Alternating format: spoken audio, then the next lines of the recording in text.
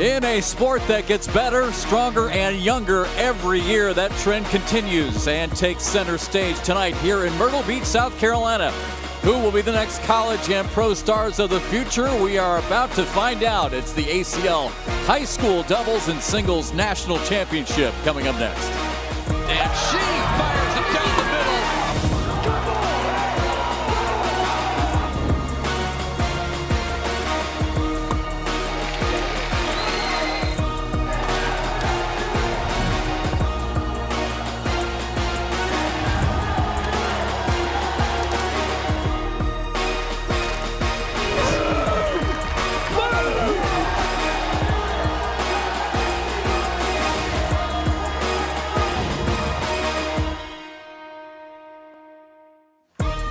And we welcome you to the Myrtle Beach Sports Center Complex here in Myrtle Beach, South Carolina, on the beautiful shores of the Palmetto States. Happy New Year, everybody, and thank you for tuning in tonight here on ESPN Plus for the High School Doubles and Singles National Championship.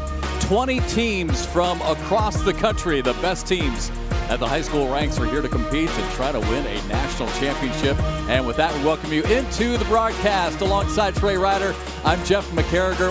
Wow, high school competition now. I remember you and I 6 years ago when we first started doing the college national championship. We're like, wow, these kids are good. Now they're even younger and even better at the high school ranks. Yeah, tonight is all going to be about domination of the next generation of cornhole players. You're going to get a chance to see someone like a Gabriel Clawson, the reigning high school singles national champion and arguably a top 5 player in the world. You're going to get a look at Zach Aken, another phenom player. Incredible start to the season and now projected to be the #1 overall pick in the pro teams draft. That's how good this youngster is. And then later on, we'll even see the college teams division where we'll see the powerhouse program of Winthrop University looking for their second straight national championship in teams competition. If you're looking for the next generation of cornhole players, came to the right place. All right, let's get it started again here inside the Myrtle Beach Sports Center Complex, Myrtle Beach, South Carolina. And right off the bat, let's also go back as we took a look at our first matchup. It's been a long day of qualifying. Single elimination. It was a grind just to get here. Yeah, a big grind just to get here. The first team we'll see tonight, Hunter Raines and Brock Newton. For me, what really flashes here, 2 stats right out of the gate. A PPR combined of above 10, 10.0 PPR. You're averaging better than 3 in the hole and 1 on the board, and that 41% 4-baggers, right? 4 out of 10 rounds they throw, all 4 bags going in. But when we compare them to the next group, you're going to see a very contrasting style. All of a sudden, you see that PPR drop, that 4-bagger percentage drop. That tells me they're putting less bags in the hole, but they're generating a higher differential because of it. That tells me, plain and simple, we are seeing an offense versus a defense strategy going head-to-head here on this court. Boy, we love watching that because it's always the great battle, right? What's going to win, offense or defense? This game was just totally flipped on its head by a lot of these younger players several years ago. And that is the big dynamic to watch. So away we go here in our first semifinal. And if we look in the black jerseys, it'll be Levi Hatock and Bentley Powell. And then in the white jerseys, we will have Hunter Raines and Brock Newton. So again, for those looking for a strategy, what am I looking for here? You're looking for that team in the white jersey throwing those darker bags. They are going to be throwing a very offensive game where we expect a lot of blocks, as you see right there, by Powell and, of course, by his partner Levi Hatock, a top young player on the other end. Right away, some communication between Bentley Powell and his partner Levi Hatock down on the other end. Oh, nice shot. Just cuts it right around and in. Able to get both those bags to just trip in, and now we'll see what Brock Newton is thinking about. Really asking his partner if that bag is draggable on an airmail. Well, nice shot, but ideally would have liked to clip that bag to get the drag. Hits it clean. Yes, he's a little bit disappointed there, but anyway, you do hit the airmail, and that's the most important thing. Eliminating bags off the board, that is going to give Powell and Hatock an early 2-0 lead. All right, back down on the other end. There is Levi Hatock on the right, Hunter Raines in the white jersey on the left. Here in the high school division for the championships, it is round limited, keep in mind. 12 rounds is what they're going to play here. So that's different. Of course, the pro division, the pro tour going exclusively to play to 21 across the board this season. That's different than what it has been in previous years, and then the only round limited play still existing here in the high school and doubles championships. Big fans of cornhole will recognize Levi Hatock there on the right. First got a chance to actually see a big break for Hatock. Wow, what a cut in. Wow, Rains just cuts right around that and in. Beautiful shot.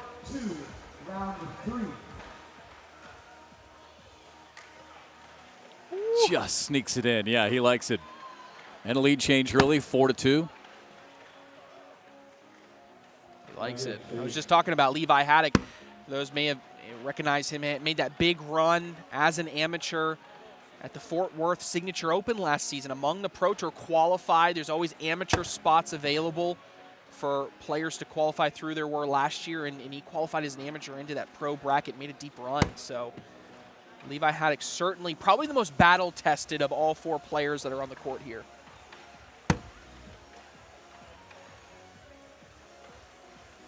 Now, roll or airmail is really the decision here. Deflects off to the left.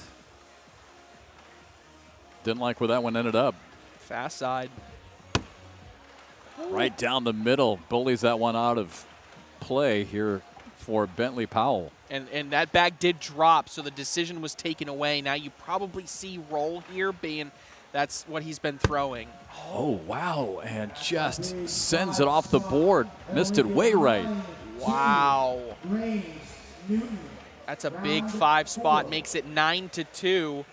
If it keeps going, you know, if it does go this way and keep going this way, we don't have to play all 12 rounds. I'm definitely not saying it's going to end up that way, but if we do end up with 21 or more, it will end prior to getting to 12 rounds.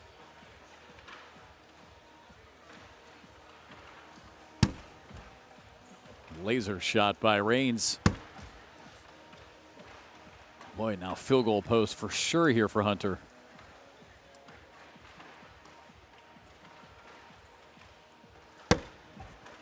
Just splits him right through. Small step out, trying to collect on the left. Oh, I was going to say about the only thing better that Hunter could have done was maybe bully that bag in the left out of the way a little bit more. Yeah, there's 2 different schools of thought there. When you have those bags that are split, you know, there's an argument to be made. Sometimes it's actually better to sit in between them, right? Because sitting in between them makes that follow-up shot. We just saw Levi Hatock. Once he went through, he was able to step out to the side and collect his own bag. When you put that bag dead center, it's that cornhole player term, right? Better there than in, right? Sometimes it's better to be in front. But I'm never going to go against taking points when you're already up 9-2. Yeah, right? Good point, yep. Especially in a round-limited game, I really don't think with such a big lead, there's a need to take very many risks like that. Round 5, 11-2 now for Newton and Rains.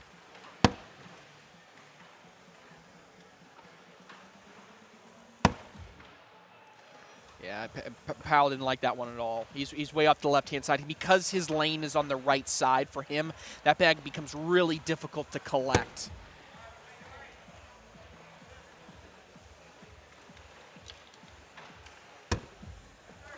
Oh, geez, wow, just could not get anything.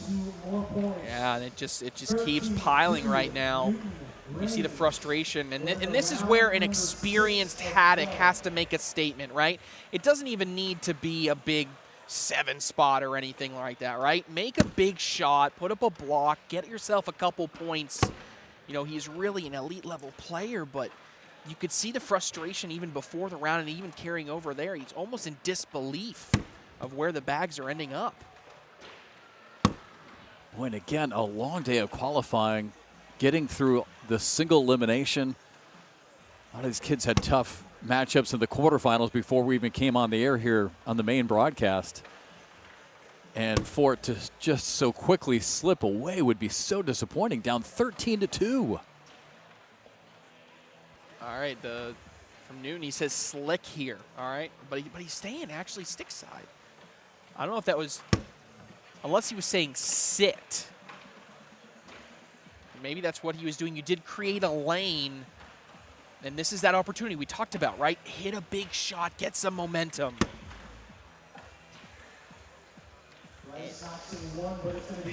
Yeah, he was able to chip one in, but that was it. So 15-2 now, round 7. Wow, 13-point difference. Well, you could see Bentley there. It looked like for just a second, just kind of shaking his head like, what happened? Another bag, and you look, this is what happens. It snowballs, right? Well, I feel like he was missing left and maybe overcorrected that time. A little bit too far right. I feel like no matter what happens in this round, I need a timeout, right? Especially in a round-limited game, players forget that they still get all 4 of their timeouts here. I think you need to reset.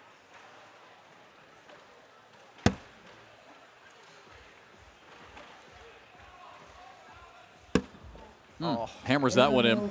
Yeah, he tried to get the drag there, try to clip it. 2 more. Okay, so all right, so we talked about at the outset of this matchup offense versus defense. And I can't remember now what you said. Which team was the offensive team? Right, and the offensive team team is the one that's winning right now. So okay. Newton and Rains were by far putting more bags in the hole. And what I would say is that I think early in this game, Powell and Hatock were hitting their blocks in front of the hole. We had a few rounds early in which there's a lot of laundry sitting in front. The problem was they weren't hitting bags 2, 3, and 4 to clean it up. Yeah. That's end up where it. And then once you put in a position where Newton and Rains can just run bags the rest of the way, that's just music to their ears. Yeah. Right? They don't have to take any chances. They don't have to change the way that they want to play. So by all means, sometimes you get a much stronger advantage playing a defensive game if you're in that rhythm. But if you're not, that's when you see these big leads and these big, ugly rounds get in the way. Yeah, and, I sit here and I think to myself, okay, when it got to 11-2, 13-2, why didn't they just start making it dirty, right? Why didn't they just start blocking? But like you and I talk about on the broadcast all the time, easier said than done. Sometimes it's really tough. And I shouldn't say sometimes. All the time. It's tough to lay a really good block. Yeah, I mean, in my opinion, as we watch this replay here, Hatock, slick side, this at least gets them first bag now, which is what you needed. You got 4 rounds remaining here to make a game of this. But the other thing is, throwing a block is not just the same thing as throwing a slide shot. A slide shot, you don't have to control your distance as much. Yes, you can't throw it so short that it ends up short of the board. You can't throw it so hard that it skips over the hole. Right. But there's a long range of power that you can throw a slide shot. When it comes to a block, you have to control not only the left and right trajectory, you have to change the speed in which you throw it, short and long. And another critical dynamic of this, and you kind of touched on it, is, with Newton and Rains just throwing bags in, Powell and Hatock have not had first bag. I mean, they just got it back momentarily. But when you don't have first bag, you can't set the tone like that. Yeah. Makes a difference. All right, 3 rounds left. We're talking about an 11 differential right now. So you math wizards at home, you're looking for 4 spots, right? That's really what you're going for. You're going to assume your opponent's going to play a clean game, nothing off, so you got to start winning in 4s. So now Hatock is doing the math in his head. It's not how do I win this round, it's how do I get a 4 out of this round. Yeah. And I actually like that placement because that is in a draggable position. There's a chance it hangs up, but at least it's a bag that you can go get later. But, I mean, that's just a great cleanup. That's exactly what you need to do here if you're both Newton and Rains. It's just get everything in and around the hole. That's fine, right? Even in this situation, let Hatock go both bags in. It doesn't matter. You really just need to stay down the center and go with everything. Oh my goodness. Gosh. When it's your game, it's your game. Yeah. When he first fired that, I was thinking that might be risky. If you don't hit that, it goes off the back. Now you're really talking about a momentum change. Yeah, I mean. I thought it was kind of a risky throw by Rains. It was. Now all of a sudden this math becomes very different. Instead of this, he almost launched a bag off the back. Spot on. So you see that short block, really, I really like the placement. So now, all right, so going back to the math, yeah, your math is very different now. So now you're averaging 5.5 in these 2 rounds, so you got to get it's a big spot. I like the really short block, and you have to leave it. That really perfect start here for Powell. But when you got to get 6, yeah, a lot of it just relies on your opponent hoping they miss a little bit. Yeah, Powell not happy with that last shot. I mean, yeah, he needs another miss or two here by Brock. That's as good as you can do. Now you need to you have to actually rodeo here. You need to land on top of your bags, have all 3 of them go in. You got to try to get 6 here. Oh gosh, yeah. Tried to fire it low, too low. Hits the front of the board. They're going to take a timeout. I think this is just a math check. All right, how do we not screw this up?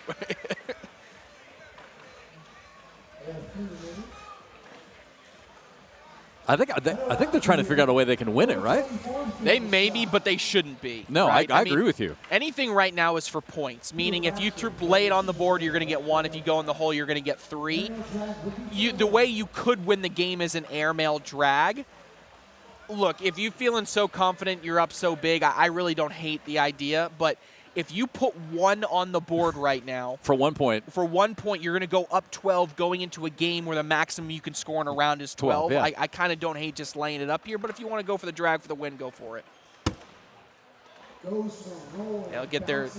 They're going to get it. Should be 1. 6 on 5 and 1. So there it is, 18-6. So like you were just saying, the math right now not in favor of Powell and Hatock. Down 12, final round. All that Powell and Hatock have to do is put all 4 bags in, and then Newton and Gaines have to miss all 4, and it's over. You couldn't even get the words out of your mouth. I couldn't. That is going to do it. This is a dominating performance here by Brock Newton and Hunter Raines, and this goes to show you, right, when you're talking about strategy in this game, when you get a bag running team that can just literally run bags, they're going to have success if you're the defensive team and you cannot follow up your blocks with big shots, or you can't lay the blocks correctly, right? Really, really strong performance. We'll see if they can do it again in the finals. So underway, our first semifinal is complete. Brock Newton and Hunter Raines will advance. We are just getting started. Championship night here in the high school ranks in Myrtle Beach. Back with more right after this.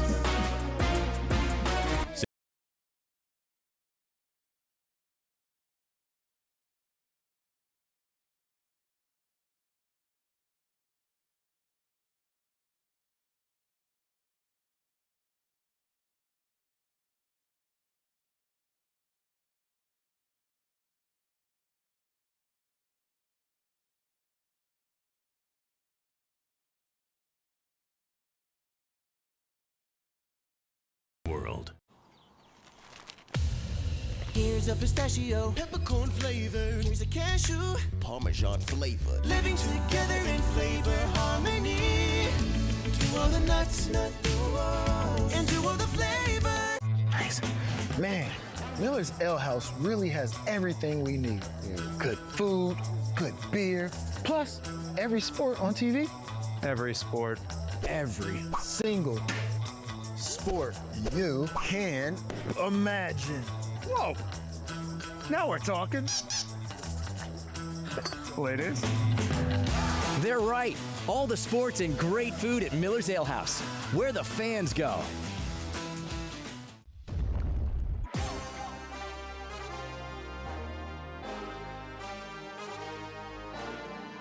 This isn't just a backyard game anymore. It's focus, precision, pressure. Different backgrounds, same mindset. We show up to compete and earn respect 1 bag at a time. Because when you really care about the game, it starts with the right bag. Brotherhood Cornhole, where respect isn't given, it's thrown.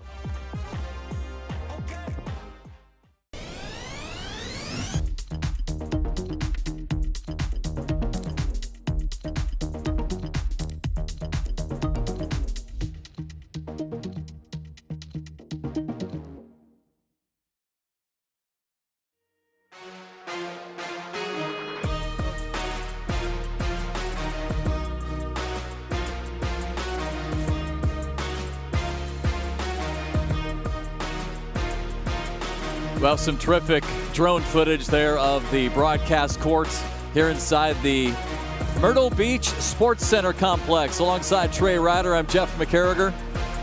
Again, Happy New Year, everybody, and thanks for tuning in tonight's championship night here at the high school ranks, and college teams, too, will be coming up later on tonight. But first, we got high school doubles and high school singles And then college teams coming up again here from Myrtle Beach. All right, we just saw our first semifinal. Again, congrats to Brock Newton and Hunter Raines for advancing. Who will they play next? Here's our next matchup. All right, this one we got Bryce Forbes and Riley Dinh. If you're familiar with the ACL and play and seeing some of the top amateurs in the country, I think there's an argument to be made. Bryce Forbes, maybe the best amateur, non-pro player in the entire country. He is that good. He has made deep runs against the best in the world, and when you look at these guys statistically, you're above a 1 point or at a 1.0 DPR.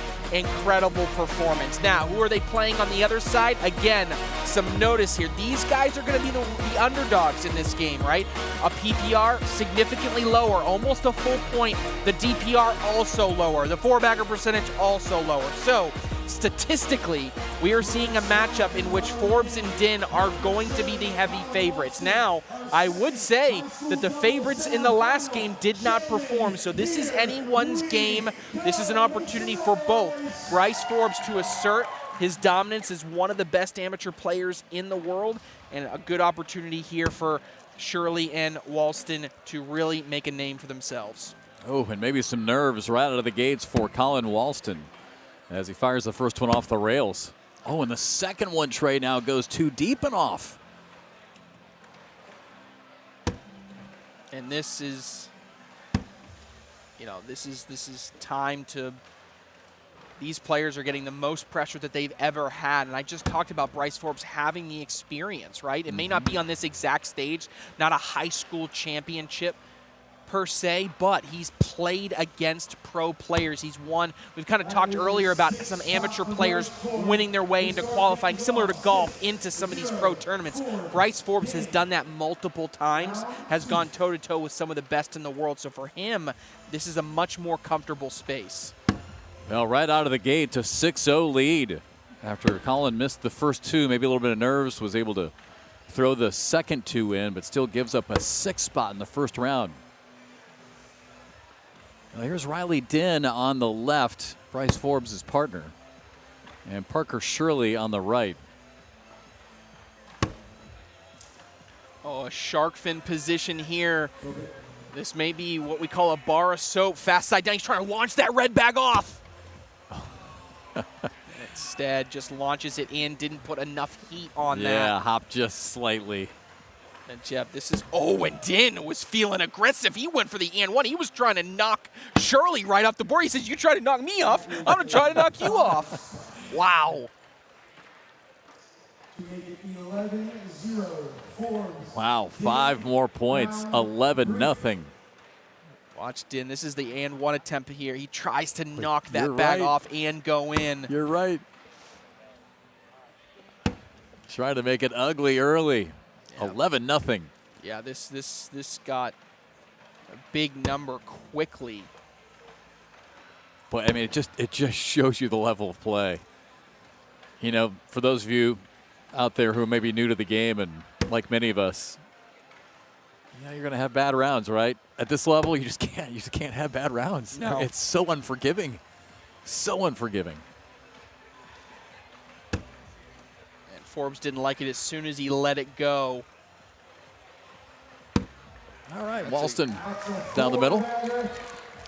That's a big bounce back for Walston, right? I mean, how many times do we see players, especially younger players at that, throw that? Bryce Forbes is scared of his 4th bag there. You know, how many players, they give up that 6, and you just feel like it's going to just be an avalanche from there, right? It's bad round after bad round. That's a lot of composure for Walston to be able to reset against such a great player in Forbes, bounce back, get a couple points, get on the board.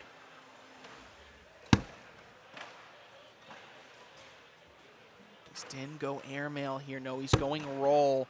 I'd be shocked if he doesn't go airmail on bag number 4, especially since you have the last bag of the round to possibly drag yours sitting on the side there until it was taken away by Shirley.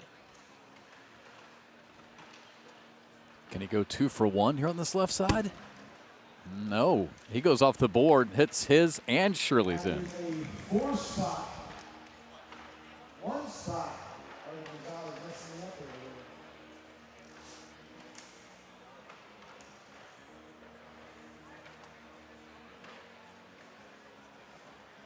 Well, 2 round 5. 10-point game, round 5.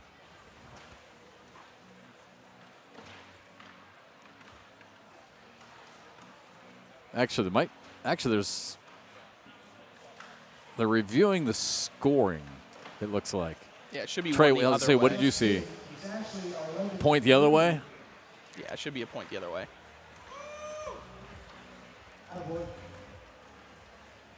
Upon further review. There we go, 11-3. And again, a second straight round in which Walston and Shirley gets some points, right? You got a long game to climb back into this. You don't need to take it all at once. Now, if it gets later and it's a similar score, right, then we start taking some chances here. But, right, you got to feel like you're back in the game here. If you just keep chipping away, you have plenty of runway to get back into this. Yeah, he's trying to bully that out a little bit. Trying to get out of play, but still in play for Forbes. Yeah, Bryce is having to do some work now. It was fairly easy early, and now he gets some help from Walston. Oh, and now what does Forbes do? There's so many options. There's a push, there's an airmail, there's a cut in. That bag might fall off the back, too. It chipped one in and knocked Walston's off the back. Yeah, that's going to be, I mean, technically, is that an and one, kind of? 11-4 now. You get a single point out of it.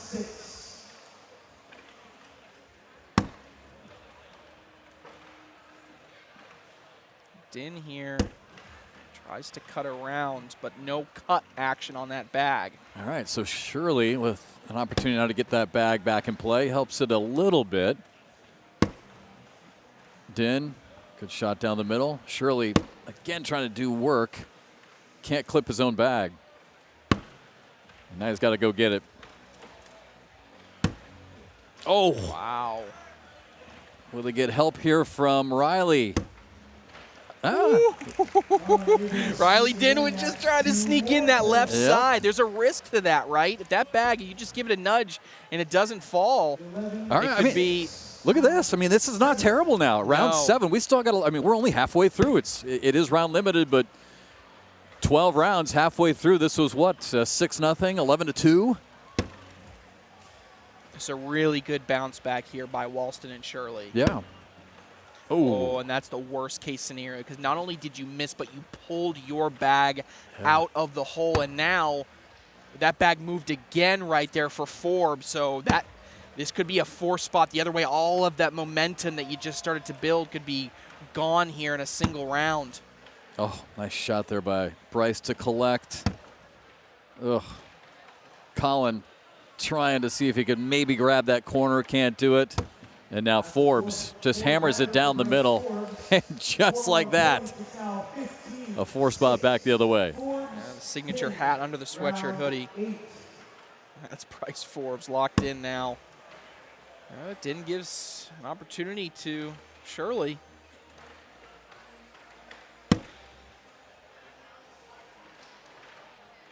(15-6).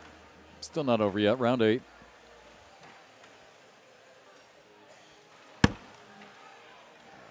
Sits in that left side.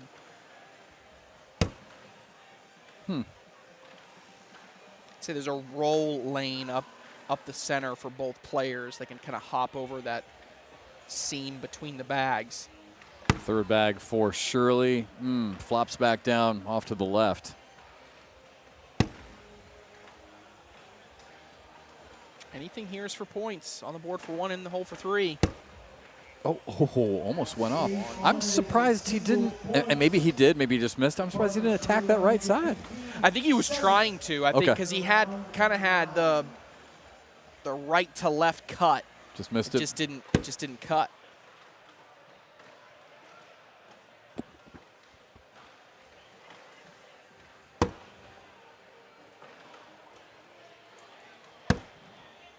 Eight-point game.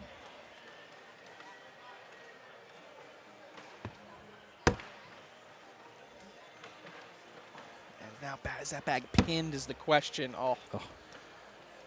That's a tough miss right there. Now I think you're forced. With only 4 rounds remaining, you're down big. guess it's only a 2-point differential. Ooh. But Walston thought the same thing, and now this could be a big round here for Forbes. Boy, Just comes up a little bit short. It's going to be 18-7. Colin might be just falling a little bit victim to rushing his game a little bit too much. I think he's got a really good-looking bag and good shots. I think he just rushed bags 3 and 4. That's usually the biggest problem we see at players at this age, right? They want to rush. They want to get that next bag out. Yeah. 11 points, 3 rounds. Again, going back to 4s. You're in good position there for Shirley. That's draggable.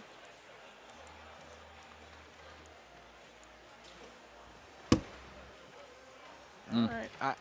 Because you're right-handed, actually, you see that seam in between the bag that stood up? And, yeah, he just kind of tries to sit right in between. I really like that. I think you might see a push on the next bag. It's going to be tough. He's decide back and forth between. He's flipping it over. He's got fast side down. Nope, he's got slow side. He's got a lot of traffic he's got to deal with. Yeah, just 1 for 1 there. Oof. Yeah, now this is kind of exactly what we saw the first game, right? You have a 5 and a 6 maybe.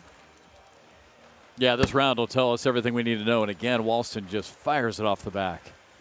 Just too slick. And now this is well, I was just about to say a 4-bagger wins it, but a miss there from Forbes is at least going to keep them alive. But again, if you're just tuning in, Brock Newton and Hunter Raines won our first semifinal. After this one, we're going to switch over to singles action. Have our singles semifinals. Got to be in, and it is.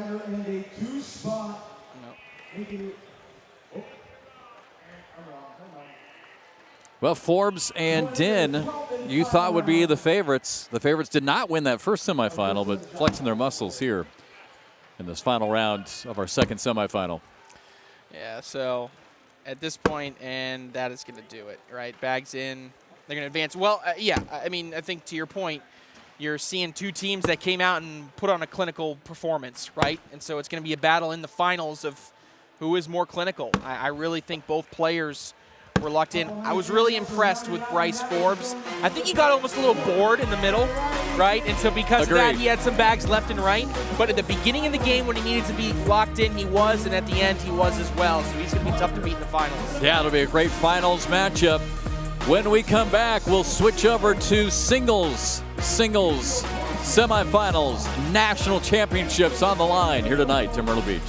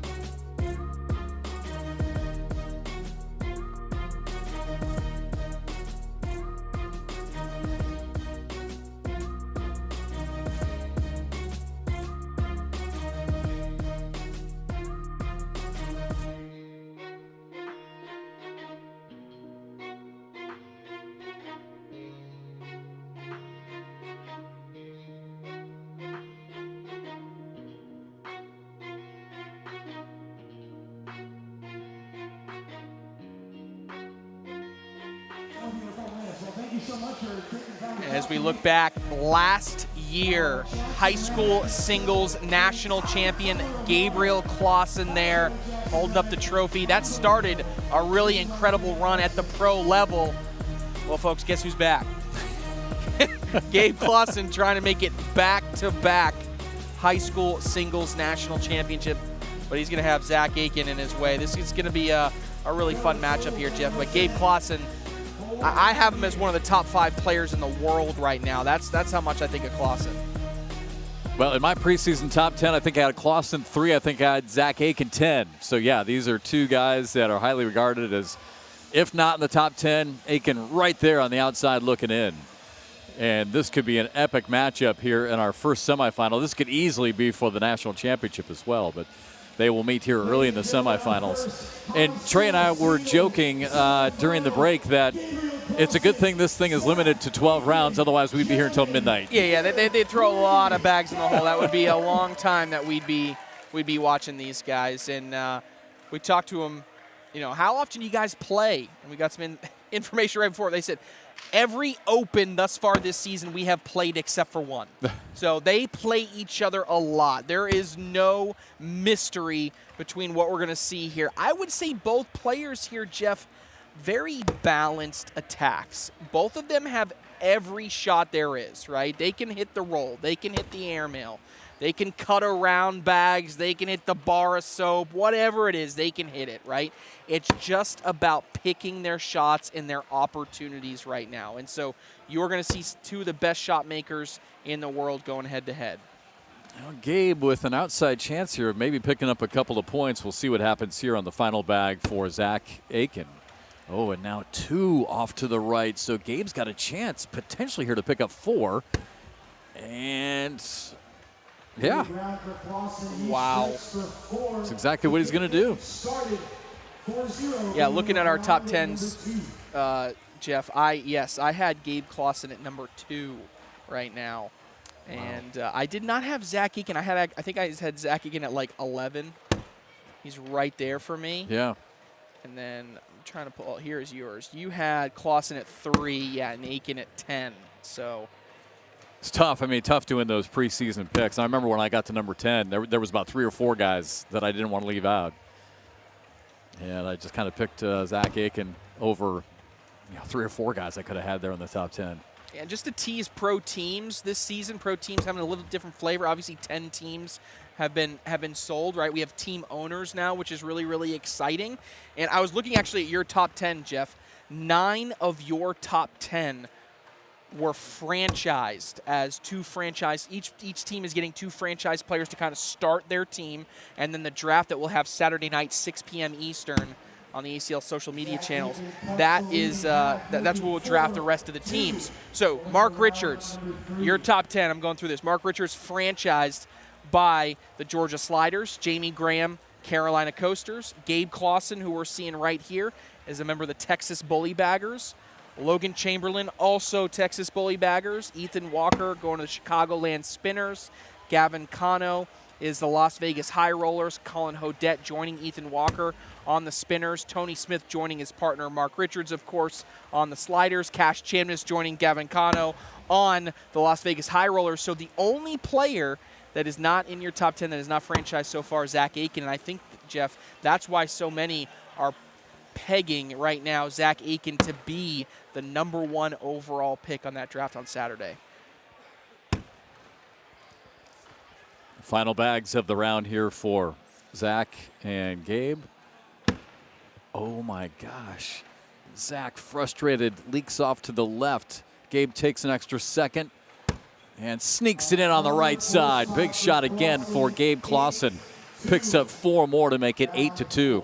Yeah, just kind of wrapping up our top 10s. Really the only, believe it or not, this may surprise you, the only one that was tough for me was Tony Smith. Kind of fitting him in there because, there's just so many good players now. Nothing against Tony, but then at the end of the day, I'm like, you know what? It's like you and I used to joke about your boy Tom Brady. I'm never going to bet against him until he gives me a reason to, right? Yeah, I didn't have him in my top 10. So. You didn't have Tony in top? No, okay. I took out, pretty much same top 10. I took out Zach Aken, like I just said, and I took out Tony Smith. I put in Jacob Trzynski. Yeah. I think Trzynski's been really, really good. And I put also my kind of wild card at 10. was Ryan Wiedenfeld. So I think he's going to have a big, big year. Both right here, Gabe Clawson and Zach Aken, if you've been watching the ACL thus far this season, 2 of the best games of the season these players have been a part of. Zach Aken, of course, if you go back to the first Open of the year, as he's got fast side down here trying to collect everything, can't collect his own bag. Zach Aken, of course, at the time, a record-setting 52-round game. You and I called that battle. I remember it well. Between Zach Aken and Cash Chanmis. Cash Chanmis ultimately got the victory there. Then we fast forward. Yeah, our record lasted what, about a week? Right. Then we fast forward a few Opens later, the epic final between Gabriel Clawson and Mark Richards. Yeah. That finals that we had was just an absolute battle, 21, I believe, to 19 or 21 to 20 at the end. We had the big bar of soap right there by Mark Richards at the end. Gave him a little bit of momentum, back and forth, both players playing at a high level. Mark Richards ends up getting that victory. So both of these two have been so close to epic game finishes so far this season and just haven't been able to get over the finish line, but still showing that they're some of the best in the world. Last bag for Clawson. Well, not exactly a picture-perfect round here for either player. Keep in mind, Zach has one that's off the board. So Zach, I believe, yeah, he's going to get one. That'll make it 8-3. Round 6. Mark Richards still just blows me away, Trey. I mean, for a guy who learned how to play the sport watching YouTube videos, and now to be, you know, the modern-day all-time great, right? With, what, 30-plus pro titles? And the fact that I think I'm most impressed with any time a new shot comes up, he learns it. Yeah, you just have, you know? you have to elevate your game. Yeah, hey, I need an airmail early on. Learned how to do an airmail. Check that box. Then the game evolved. I need a roll bag, right? Roll bag. Got it. Check. You know? Just everything. Kat gave me a little bit of bio information just to give me some little fun facts about these guys. Both these guys play other sports, right? And I would not have guessed the sports, how good these guys are. So I know Zach Aken. Gabe was baseball, wasn't he? Baseball, basketball, and jiu-jitsu. That's right. Yes, I remember reading that. Like, what in the world? I didn't realize Clawson was into jiu-jitsu. So you can't make Gabe Clawson mad, even though he's, you know, he's a youngster. We need to be gentle with what we say.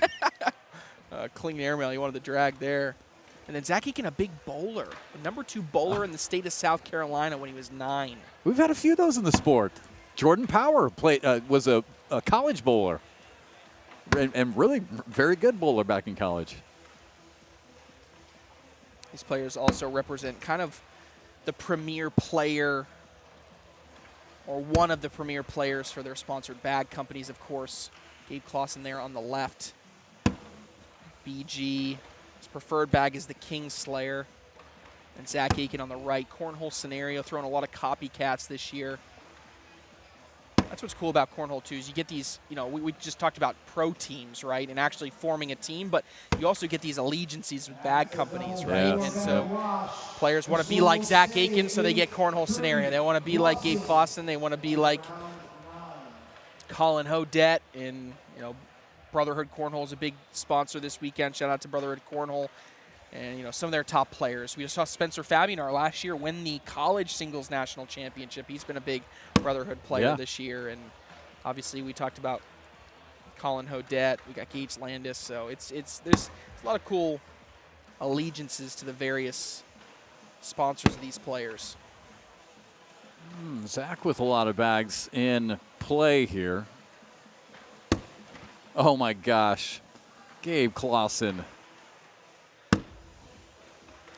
Bag is inching in, Jeff. It's just, you're the gamble you're making right now. Do I go after this with a slide? That moved a lot. I think I'm comfortable throwing a slide shot if I'm Aken. Yeah, it seemed like it was pretty loose. Oh, my gosh, it's still not going. He's like, you better go. You better not hold up there, and it does go. That's one where you're saying stuff under your breath if that bag doesn't go as you walk down the lane.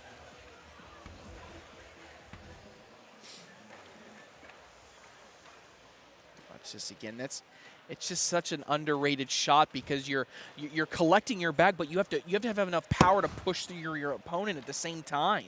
You know, and it's all starting to make sense to me. I mean, Gabe Clawson, right? I mean, he's sweep the leg. Sweep the leg. Right? I don't know if anyone gets that reference out there. It might be me getting too old, but Karate Kid, sweep the leg. That's what he does, just quietly. Just breaks you down. Do you remember that? You're too young. You probably don't remember that. I remember it. Clawson is going to be the Karate Kid to you from now on, just because I gave you that little fun fact. Look at no emotion.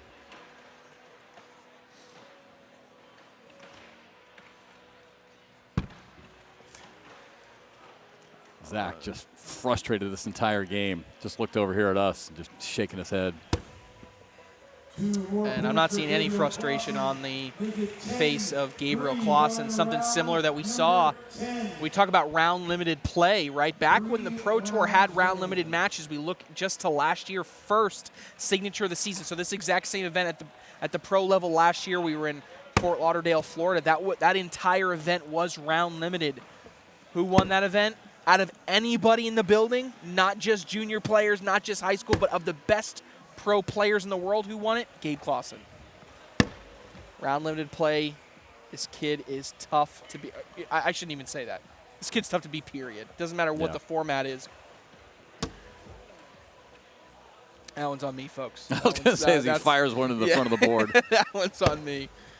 Sorry, he's working with a 7-point lead here in round 10. Ooh, fast side here. Is he trying to launch Aken off the board? No, maybe trying to bully him out of the way, but Aken's got a big opportunity here, Jeff. Say, this could be a big change all of a sudden. Could be 7. Trying to roll it in. He does. He sneaks it right in between the seam perfectly. Oh, wow. Just 2 rounds left, and we've got a game now. Just felt like Gabe Clawson was kind of lulling this game to sleep, and all of a sudden, the big 7 spot as he jumps in through. See, he's fired up about it. Each player put their first bag in. Zach is still frustrated. It's like he's just not comfortable in this match. Oh, but now they're kind of even back up. It's maybe a battle of rolls. Aken, I don't think he likes it. He's going to make his bag 4 that much more difficult.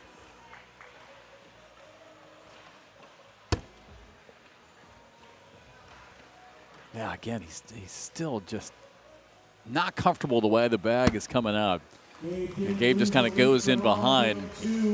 Now, that was an interesting decision, right? I think, Jeff, if you're playing to 21, Gabe Clawson tries to roll or airmail there. But because he knew he had a free 2 points going into the last round, he could tell himself 4-bagger wins it, and that's the exactly mentality that he's having right now. I throw all 4 bags in. It does not matter what Zach Aken does. And again, believe it or not, this is just a semifinal. This easily could have been for the national championship, but the way the brackets were, they meet in the semifinals. So this game, the winner goes to the championship. Aken can clean this up for a wash. Oh. I mean, for 2 to wash it out, go to overtime. This is risky to go after this, Jeff. No way he's not going after. Oh, he did. He tried to clip it. This is so aggressive for him to do it, but he wants to win it now. Now what do you do? If you miss, if you don't go in, Aken will have probably a push to win it. And now if you're Aken, if you can get 2 bags in, you win. You get 1 bag in, you go to overtime.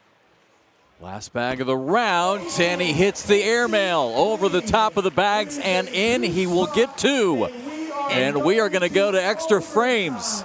And that bag in front moved just a hair. Here's the push first. That gave the momentum. And then here, again, you drag it, you win, but he's got to have it in general, and it moved just a little bit. That's such a clutch bag. Shades of his battle with Jay Rubin last year in Arizona. him and Zach Aken just put on a show.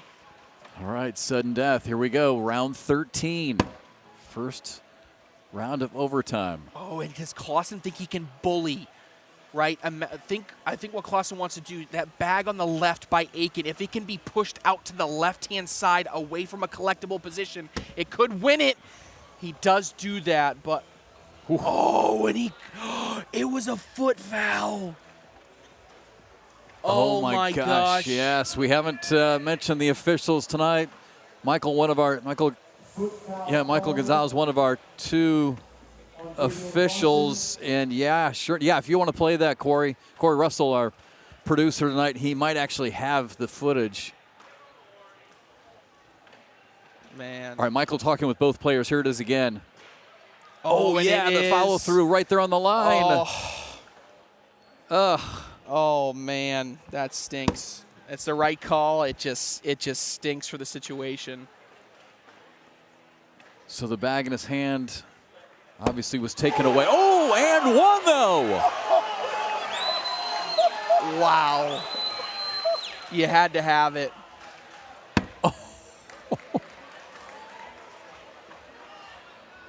Last bag for Gabe, and it just drops in. Wow.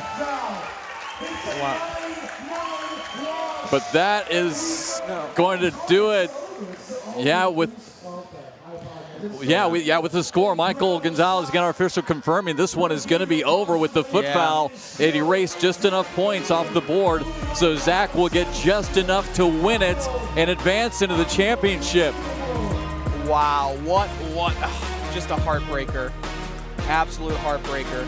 Oh, terrible way for it to end, but great call. Definitely a foot fault. That was the difference. Zach Aken, what a comeback, down 10-3. He'll advance into the championship.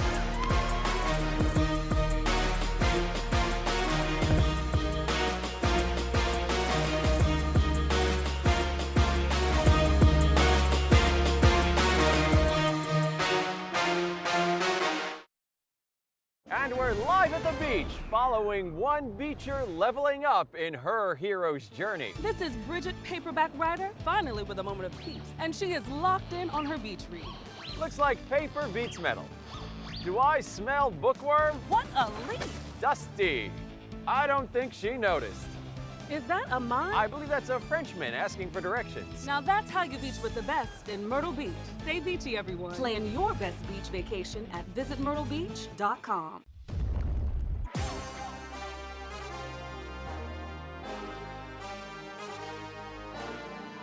This isn't just a backyard game anymore. It's focus, precision, pressure. Different backgrounds, same mindset. We show up to compete and earn respect one bag at a time. Because when you really care about the game, it starts with the right bag. Brotherhood Cornhole, where respect isn't given, it's thrown. Strength, style, simplicity, no fluff. Just real beard care that delivers. Step 1, wash and tame. Keratin strengthens, cleanses, and conditions. Step 2, beard oil. Jojoba hydrates. Soy protein strengthens. Instant upgrade. Finish strong with beard balm. Olive oil fights frizz. Beeswax locks it in. Sharp, controlled, unstoppable. Whether you're a rookie or a pro, Beard Guys has your back. Unleash your beast.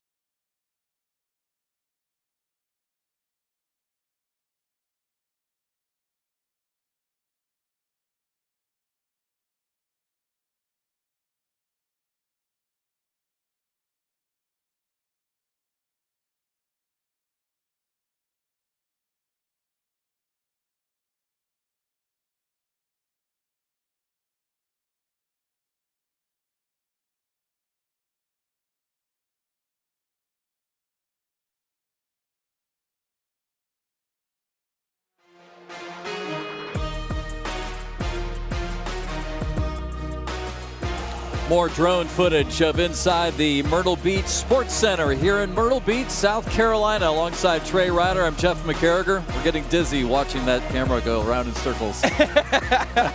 Happy New Year, everybody. Thanks for tuning in. What a way to start the new year. And what a matchup we just saw. Zach Aken with the comeback to advance into the championship. And coming up next, another good one. Jake Gore, another great young player, taking on Jace Fleer. And Jake Gore right now, so much of an up and down career. When he's at his best and he gets in a rhythm, such a rhythmic player, he's almost impossible to beat, right? High 9 PPR. You see the DPR, absolutely ridiculous, almost approaching a 2 all day today. He was really classic Jake Gore, gonna be tough to beat. On the other side though, this is a Jace Fleer and someone that, again, if we look at statistically, he's just as good, if not better today than Jake Gore was. This is an up-and-coming player. Made some flashes earlier in 2025 and is now really looking to get that signature victory here as a high school singles champion, trying to get a ticket to the finals to play Zach Aken. All right, there is Jake Gore on the left, Jace Fleer on the right. The winner of this will advance into the finals to take on Zach Aken. And first bag, missed to the right by Gore. Yeah, just to put a button on, a bow, I should say, on that last game, wide ended as it is, right? So when Gabe Clawson had that foot foul, 2 things happen, right? You have to take the bag off the board, but at the end of the round, you have to subtract however many points you gained by the shot. So when Gabe Clawson pushed his own bag in on that foot foul, at the end of the round, you have to deduct those 2 points that he scored. So even though the board showed 9 on 9 at the end of the round, those 2 points coming off of that end score is what gave those 2 points to Zach Aken to end up winning it. So it's an unfortunate, it was the right call, just unfortunate it had to end like that. Bummer. Ends up being a wash, so Jake Gore will take that right after missing the first bag off to the right. A wash after the first round. Well, Jake and his brother Jack Gore made a pretty good run in doubles, lost in the quarterfinals today. But they were awfully close to being on the broadcast for both doubles and singles. The twins from Concord, North Carolina. Again, we talked about bags previously, again, kind of diving into these players and who they work with and what they throw. We got Jake Gore here, right side, throwing those AAR cornhole rippers. That's the name of the bag, and then the series. And then another BG player that we see here for Jace Fleer. He's throwing the BG Wizard L's. Oh, hammers that one in. You can hear it from here. Bangs it in the hole. And our first points of the match be a 4-0 lead.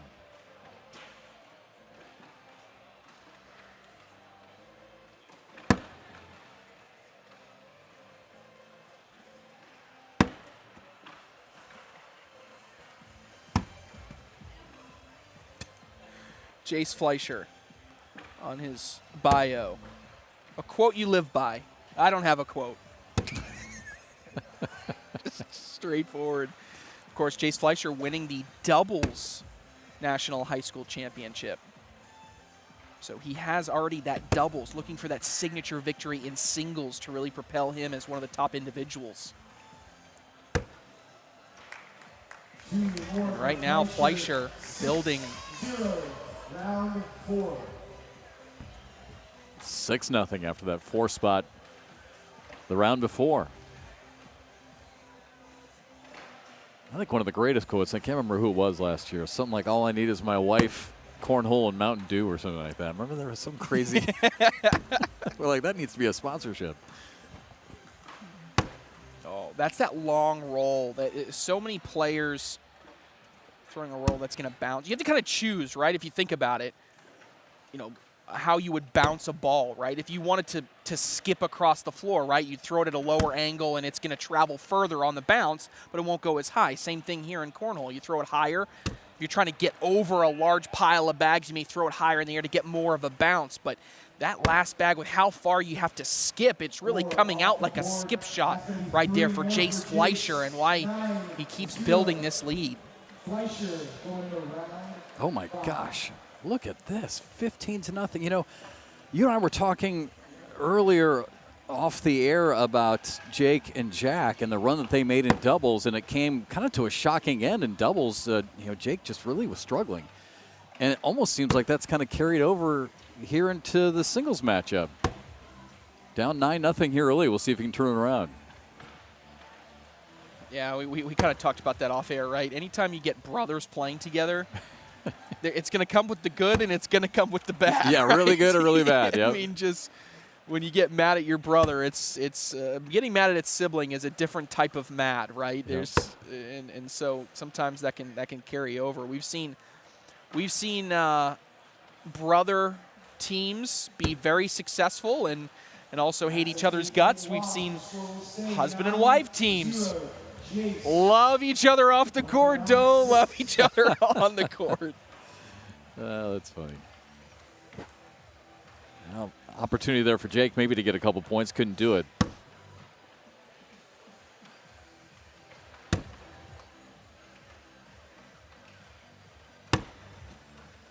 That one hops in. Almost at the halfway point here in our second semifinal. Again, the winner will advance to take on Zach Aken, who was just down the entire time against Gabe Clawson. Down 10-3 and then turned it around. The last 2 rounds just hung in there long enough. Got the foot fault by Gabe that obviously helped. But he will play the winner of this matchup here. Jace Fleer on these rolls, man. I mean, just putting on a clinic. Again, when we talk about a roll, I mean, many of our viewers may be very familiar with the roll bag dynamics, but for those that may be somewhat new, you're doing what we call back loading it, meaning as the bag flies through the air, the trailing end of the bag is lower to the ground in comparison to the leading edge of the bag as it spins. That allows it to do what we call match the plane of that slanted board, so it immediately pops right up and jumps over bags in front. And right now, Jace Fleer putting on a clinic of how to throw it. Smooth. Okay, so we know Zach Aken, we know Gabe Clawson that compete on the pro level as well as being outstanding high school players. And we kind of started the broadcast by saying, you know, will we find some future stars? We also know Jake Gore's name. I mean, are we about to know Jace Fleer on a national level? Is he that good? I mean, yeah, look, if he keeps playing like this, right, the difference is at this level, and I feel like you could say this about most sports, right? It's just consistency, right? At any given point, we can see a Jace Fleer go up against a Jake Gore and be up 14-0, right? But time and time again, repeating that performance over and over again is what going to separate them. The reason Jake Gore got the notoriety, got that Hollywood nickname, is because tournament after tournament after tournament, he was showing that he could repeat this performance. And so I could not be more impressed by Jace Fleer, right? But what's going to impress me more? Do the exact same thing against Zach Aken in the final, assuming you can hang on to this lead. Well, Jake's going to get on the board here with a couple of points to make it 14-2. Good looking shot right here. Yeah, he almost got 3 in. Yeah, you're right. That bag moved a lot. Block there in front of the hole. Forces Jace Fleer to have to look at something, but able to squeeze past it on the left.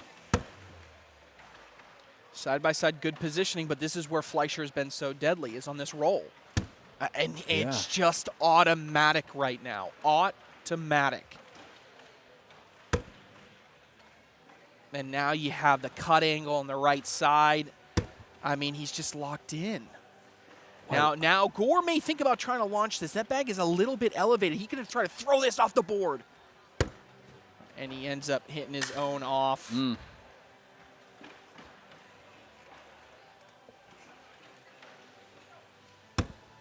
Oh, my jeez. Clinical shot executed perfectly by Fleer. Yeah, you put this on tape. I mean, I don't know what else to say, right? Look at his release. I love the extension. You saw the back-loaded angle of that to hit the perfect roll, and then you can't throw this too hard or you go beyond the hole. He hits it with the perfect tempo. I couldn't be more impressed with what I'm seeing right now. Boy, it's like he's just gently just handing. Look at that. Look at his release. It's like he's just handing the bag off to the other end. It's really, really great. Look, I love that. It's so smooth. They always talk about follow-through, right? Yeah. In any other sport, right? It's whether you're throwing a football or throwing a cornhole bag or bowling, whatever it is, that follow-through allows you to have that nice fluid motion. And right now, and when we talk about technique, for those that may be just starting to get into the game, a true flat bag, you really want that palm up to the sky, right? It pops out of your hand, allows that bag to be flat on release. So watch this here by Fleischer, right? Palm to the sky as soon as he releases it. It ends up turning over after the follow through, but just technique is unreal.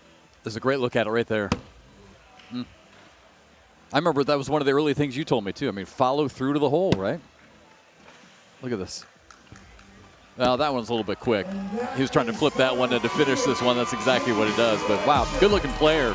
And a big win. Impressive here for Jace Fleischer. And Jake Gore, the face of a guy that just said, I don't know what hit me right there. Well, Jace Fleischer is what hit him. And Fleischer is headed into the finals to take on Zach Aken. Lot more to come here. Doubles, singles, college teams as well here in Myrtle Beach.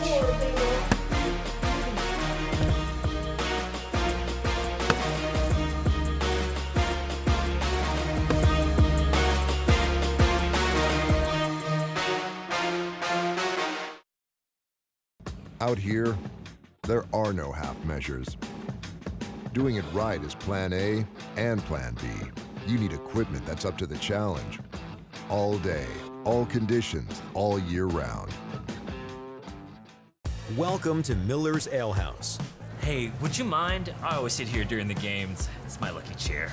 Yeah, my team has scored twice since I've sat here. I can't move now. This is my lucky chair. Hey, you're in my lucky chair.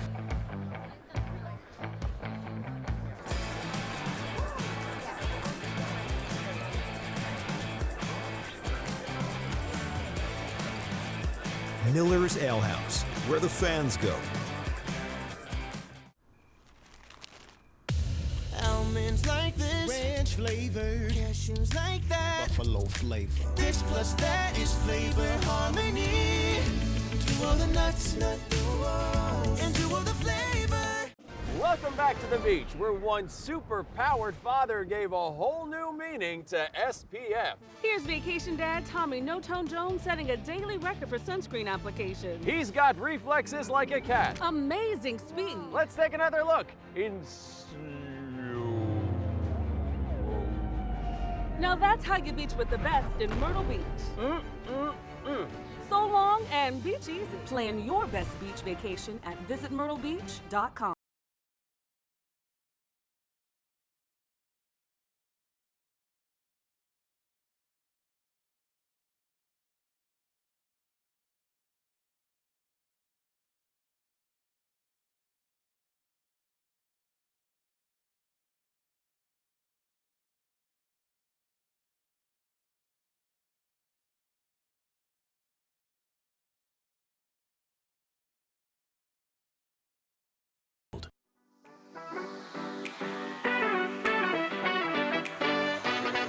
Back here in Myrtle Beach as we move on to our doubles final.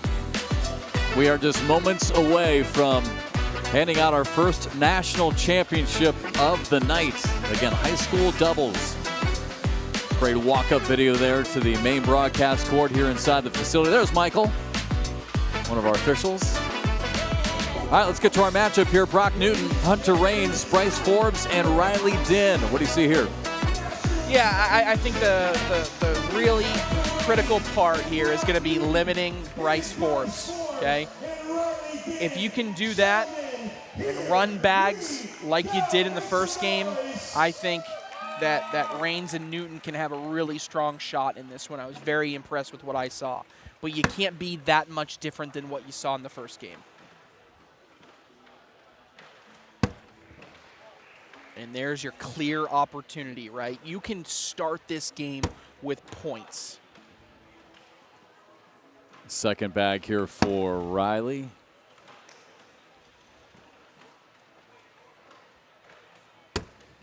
Oh, 2 for 1 by Newton. What a push. That puts you back in position to get 3. Open hole. No problem. A little bit of pressure here on Riley. This one really needs to be in, and it is. So he'll give up 3. All right, so we talked about this back in the semifinals, that you really liked Brock and Hunter's ability to play offense, right? Yes. Yeah, running bags, and that's what I think you need to do. And it's kind of similar to a team that's good at running the football, in the sport of football, right? Because if you can get a lead and just run the ball, you can control the tempo, you can manage the game, and you can have a lot of success. Right. When a team that is really good at running bags can get out to an early lead, especially in a round-limited game, then from them, they're in their comfort zone. They don't have to force mistakes by their opponent. They can do what they do best, stay down the center and do that. And I think that's the key right now. The early 3 points were huge. Yeah. This is a big bag here. Stands on its head, backside of the hole. Bryce should be able to get that one to fall back in. A lot of action here in round 2. Ooh, that's a tough bag here, because now Bryce Forbes in this in-between. He doesn't know how those bags are going to behave. Yeah, and sure enough, Hunter Raines' bag falls in. That's going to be 2 more points, so make it 5-0 early. And again, they keep first bag, and this is exactly what we talked about back in the semifinals. Another block there. That's back-to-back rounds in which Brock Newton has blocked. Let's see what he does here. It's interesting that he's choosing to block behind here, right? We're not seeing the rolls. All right. And maybe now we see one. This is the kind of the first round in which we're seeing some defensive play. We'll see how they handle it. Oh, Hunter Raines. Yeah, Hunter Raines heads up. He and Brock, well, Brock was looking for help, and Hunter realized the shot clock was going down, had to take a timeout. Yeah, well, really, and they're just saying, like, we got 4 timeouts in a round-limited game. Let's use them, right? Let's talk about it. Let's make sure we got a good lead. This is the finals of a championship. We can't take the timeouts home. So figure out what we want to do. I think it's all going to depend on what side of the bag that Newton has. He's got slow side, tells me roll.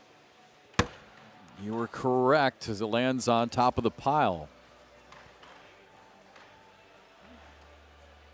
Riley trying to flip it up and over and does. Oh my gosh, great shot. It's so, I wish I could convey how difficult of an airmail it is, because not because it's just, you know, airmails are difficult, but again, that bag sitting in front is so elevated. It's shark finned on top of a pile. And again, you kind of feel like you have to go all the way over it, but another single point here for Newton and Raines. Just a pair of really, really good airmails. So good. And again, just like you're saying, Trey, tough to tell from that angle because you can't see how high. There it is. Oh, there it is. That's a Look great at that. shot. Look at that. You guys are showing off in the truck now. Look at that. Corey Russell coming strong with a great camera angle. Good job, Corey. Appreciate everybody here in Myrtle Beach. We'll be with you the next 3 days after tonight. Just getting started. A lot of staff in behind the scenes, getting everything set, everything put together. A lot of work. High school championships, college championships, and of course we'll have a pro signature as well, our first signature event. First of 6 here in 2026. How good can you lay a block here? Perfect. And Bryce Forbes going to take a timeout. I don't know if you're thinking about much other than you just want to take a second to breathe and make sure that you can focus on this shot. I don't think there's anything here except an airmail, right? I mean, there's just way too much upside, right? There's a crazy world in which you get all 4 bags on this one shot. They're all somewhat draggable. Very low percentage, right? But I think I really want to focus on the bag that's short and to the right, hanging in the hole. It's on the fast side. If I really target the very lip of that in the center of the hole, I can get a drag opportunity. I think it's really important. This is a critical shot here in round 4. Honestly, I mean, that's as good as dragging the bag that I was just saying. He just knocked 2 in and stayed on. But that's going to be a wash. Watch it here again. Great reaction. Oh, yeah. Not quite what he wanted, but he does get the wash.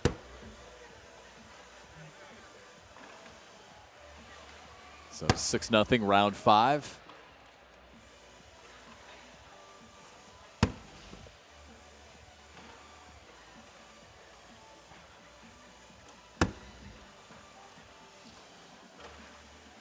I'm really liking what I'm seeing from Newton here. His play style is reminding me a lot of Zach Aken, actually, who we're going to see here in the finals. Because I've watched him play, and I just know that there are fans of Brock Newton out there that are saying, like, what are you talking about? He runs back. This kid knows how to roll. He knows how to do all these different things. That's true. So does Zach Aken. But he's a high PPR guy, meaning he's going to lean on that slide first. He's not afraid to flip it over and push through a bag, but he's going to be selective with his roll bag. He wants to have a high percentage of bags that go in, and so it's a very balanced game there for Newton, one that is high PPR stylistically, and it's been really impressive to watch.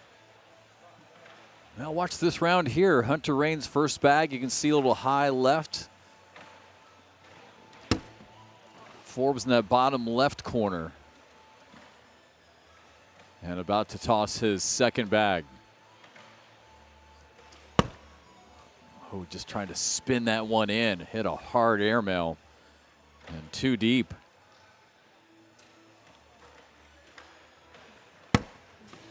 That one tumbles in.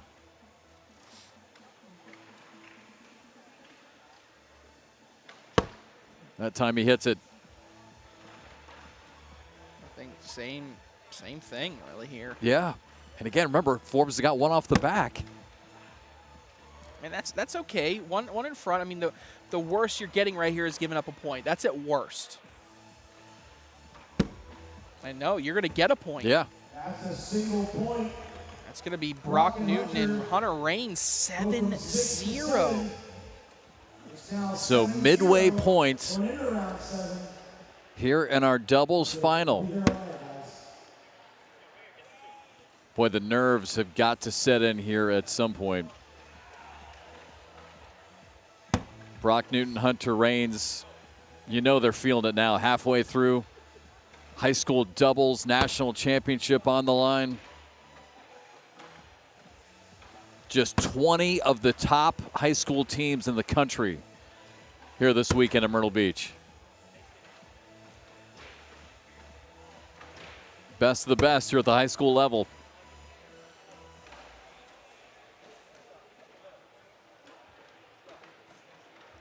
Yeah, and right now I think they're saying we're just going to go up the center here, fast side, see what happens. And I love that, right? Again, yes. Just clean everything up. It's okay. I mean, you don't have to. Now you're up. When you're up 7-0 going into round 8, you don't need to score every round. Yep. It'll stay 7-0. The other thing is you don't need to score again. You cannot score for the rest of the game and win it here in round limited play. You gave the truck one compliment, and now they're off the rails. I know, just giddy. All right, Forbes leaks it off to the right. Rains down the middle. Brock Newton was doing everything he could to coach that one in. Did you see that? He really was. He really was. That was great. It's almost like it scared him.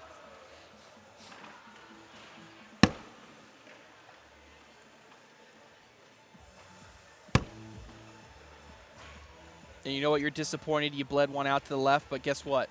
You can just throw it in here. Yep. Walk away with a wash. Sure. Or do that. Or I can flip it over and go after the bag on the left side. You should not have done this, Jeff. You don't need to do this. But you know what? When it's your day, it's your day.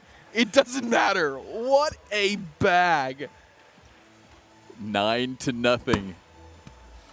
I mean, it's on the opposite lane side. Yes. Just defying physics. Oh, incredible. Amazing. First 3 bags of the round in the hole.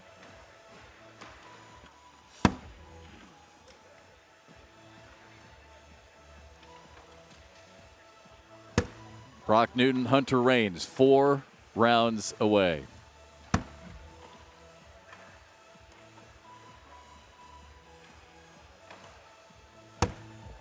Newton, good-looking bag. Flat, spins it in. Riley Dinh with the answer. It's a wash, and like we've been saying, washes are wins right now. Just 3 rounds left for Newton and Rains. All right, yeah, 3 rounds. There's your math, folks. 3 rounds is what you're needing if you're a fan of Bryce Forbes and Riley Dinh. If I'm trying to find glimmer of hope, I would say your best player here in Bryce Forbes has got 2 of the 3 rounds, and he lays a super short level 3 block, and it works.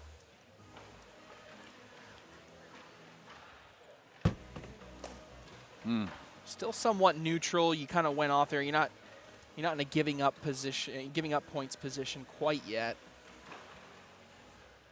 Oh, good placement. You could tell that time when it left his hand just a little bit shorter so he could put it in. Forbes at the airmail. Keep in mind, it's what we talk about all the time. Forbes still has to go get that bag. Yeah, and if he does, he'll get 2. It's a long push. Level 2.5-ish. Fast side down. Oh, and that's going to be a 3 spot. That's when you'd like to phone a friend. And by phone a friend, I mean call Jamie Graham. Jamie around here somewhere? Yeah, that's a tough one. Yeah, there's few who can do that at this level. 12-0. So now Brock and Hunter just 2 rounds away from a doubles national championship. And now, I mean, you're in a position where here you might wrap it up here.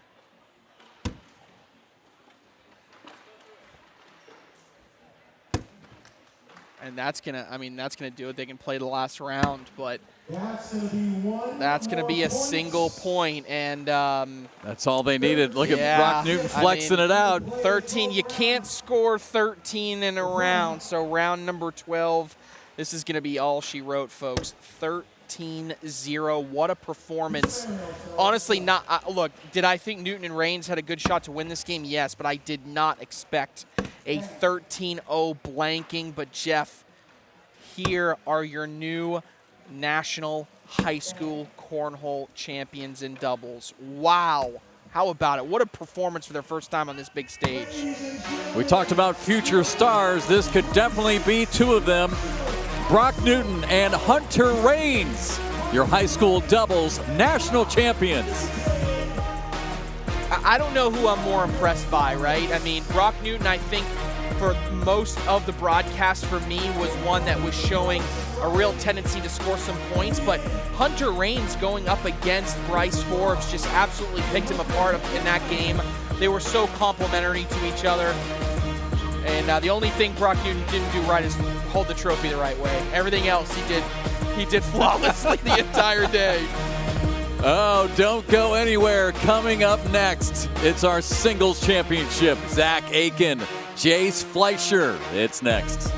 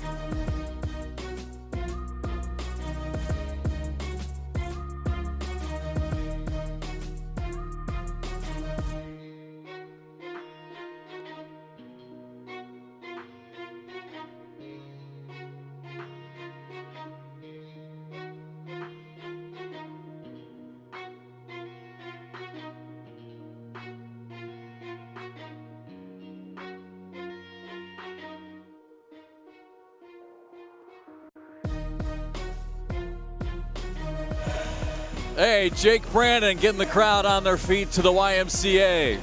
Great start to the weekend here in Myrtle Beach inside the Myrtle Beach Sports Center complex. We are just a few blocks away from the ocean. Just a perfect place. Great way to start 2026. Happy New Year, everybody. Again with Trey Ryder, I'm Jeff McCarriger. What a doubles final we just saw. Impressive performance. Brock Newton and Hunter Raines take down the doubles national championship again. 20 of the top high school teams in the country. I mean, we're talking about just a handful, best of the best, and they came out on top. So congratulations to them. And next up, this one's going to be interesting now. Jace Fleischer has been having a heck of a day. Great run to get to the championship, but as you said, Trey, back in the semifinal, you want to see him do it consistently. Do it again. Can he do it again against, I mean, one of the game's best? Not just the high school best, one of the game's best. Absolutely. And when you look at these two, for me, this is a story of a player that has been there, done that, you know, top of the world. When you talk about the high school level, the junior level, there's arguably no one better than Zach Aken. I mean, yes, he beat Gabe Clawson. Those two are probably going to split 50-50 if they play 100 games, right? But when we think about the best in the world, it is Zach Aken. But who do we think about being the next great young player, right? I think Jace Fleischer would be on a list for a lot of people, and this is his opportunity to maybe speed up that timeline. Maybe it's no longer Jace Fleischer will be one of the best. It's Jace Fleischer is one of the best. First bag was in. We always talk about nerves early, nerves late. Seen tonight the nerves being an issue early on with some bags off the boards early, but Fleischer's first was in. Aken's first was in. There's that roll.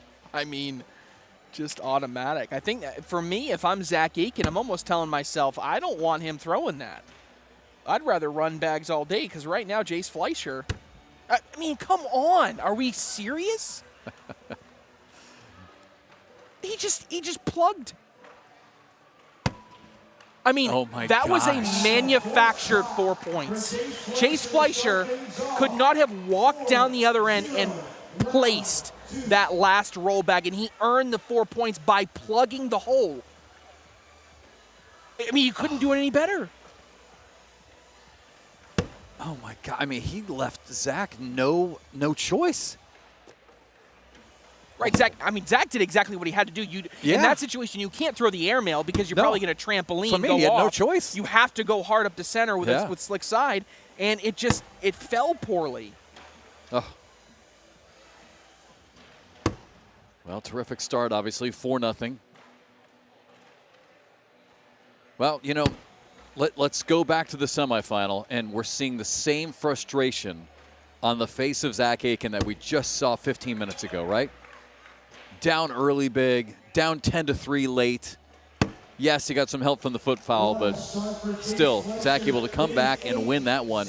And he's going to find himself in a big hole early in this one again. Now down 8-0. I mean, Fleischer. Oh, this is going to be a critical round now. So he's hit the roll at a ridiculous level. We just saw a push. He hasn't missed really any blocks or I mean, right now, unfortunately, if you're Aken, normally if Aken was playing in this in a type of game to 21, he'd be in a position to just say, all right, let's run bags for the next hour, right? I just want to make this game go longer because I think eventually you can cool off. The problem is, in a round-limited game, it's so difficult to do that, and now he feels pressure to go collect this bag. Yeah, and that last bag by Fleischer, that's a really good collect there by Zach. That's really good. That's pretty darn good. How about Fleischer 2 bags ago with a great cut from right to left? I mean, we've been talking about his roll bag, right? And had a really nice cut. Let's upstaged by that shot there. Let's put a pin in that shot right there, right? I mean, it's 8-0. Right now, we're saying to ourselves, Jace Fleischer he's unbeatable, can't be beat, whatever it is, right? Hitting everything. That is a sneaky shot that kept this game 8-0. If Zach Aken is able to chip away here, we may look at that round 3 bag for a collect and say to ourselves, that may be a way that he stays in the game if he doesn't collect that. But look what Zach's doing here, too, last 2 rounds. I mean, you talked about getting to the point, hey, maybe I don't want to give roll bag opportunities. It seems like he's starting to just fire bags in the hole. You know, maybe he'll play with that strategy for a couple rounds. I get it, like you were talking about. You don't have time to do that like you do in a long first to 21. Right, you don't have time to do that for 10 rounds. Maybe you play with it for a couple rounds. Yeah, can you do it? Force Jason to a couple misses, maybe. Look, you're only down 8, yeah. right? I mean, you can still pace out 2s for the rest of the game and win this game, right? So you're not in a panic mode. But I think to your point, yeah, let's maybe see if we run a little bit, and does Fleischer go left or right on a couple? Well, this bag will tell us a lot. Yep. All right. So he's just happy right now. Just feel this one out a bit. He's got a couple rounds to do it before he has to start playing too much defense. Pulls the string on that one a little bit. Tough to tell at the moment if it was intentional. That's as close to maybe a miss as you're going to get. I can't even call that a miss, but at this point, anything that's a roll that doesn't go in the hole for Fleischer feels like it. And that's the first. All right, there's an opportunity now. And now how aggressive? Do you just go in, take your 2? Do you try to find a way to collect your bag on the slick side, maybe at 4? Can he clip that? Yeah, he's trying to clip that bag. Oh, and he does, and he pushes Fleischer's bag out of the way. So a bully takes that one out. He's going to get 4. Wow. All right. This is, we're using the analogy for boxing, right? That's the first time you're dominating the first round. Now it's the first one that caught you on the chin, right? That's a big push there for Aken. Builds some momentum, cuts the lead in half, and gets first bag. So now we'll see if Fleischer can kind of reset. You know this is going to be a battle with Aken. Can you find a way to get back in scoring position? Oh, pulls the string again, so he liked that one. Liked how it worked out last round, trying to do it again. Is that bag collectible? Can you pluck it out from underneath? I think it would require a really intentional shot. I don't know if you want to try right now. And Fleischer calmly throwing his 4th bag, but it rolls all the way off the back. And what a change here in the last 2 rounds. 8-7 now. See his reaction. He can't believe it. All right, so how will Jace do with the pressure now? He was just rolling along at 8-0 lead.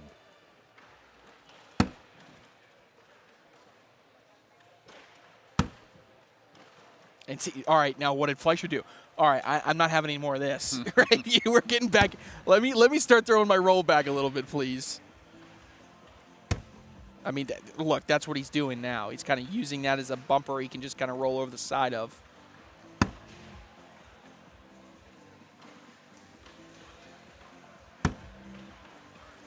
That time it was more of a push to kind of collect his bag up. Final bag of the round here coming up. Ooh, is he thinking about a bar of soap, Jeff? Oh, he's at fast side. He's going to try to launch Aken off the board.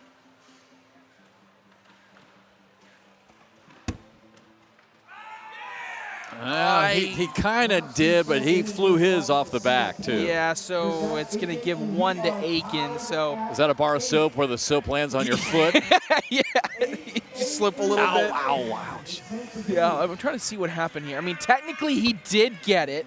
Yeah. His bag did go in. He did flip it over the board. Kind of went off with it, though, and Aken gets a point. That's what I mean. Seeing then the bar of soap hit you in the toe, and you're like, oh, now you're in pain. And yeah, it's kind of ruins the moment. 8-8, round 8. And I just go back to round 3. What did I say? Put a pin in that collect. Zach Aken down 8-0. Yes, takes good point. A big step out, collects a bag. He misses that, Jeff. That's a 5-pointer if he goes off the board. All of a sudden it's 13-0. We're starting to put, you know, Jace Fleischer's name on the trophy. Yeah, and what was that? Was that round 3? Round 3. Round 3, yeah. And since then, it has been all Zach Aken. And now with a bag to the left of the hole, barring a great drag. And now, if you miss here, you are going to give up the lead. Otherwise, or we'll stay at 8-8. All right, so is that a big bag for Fleischer now? I don't know.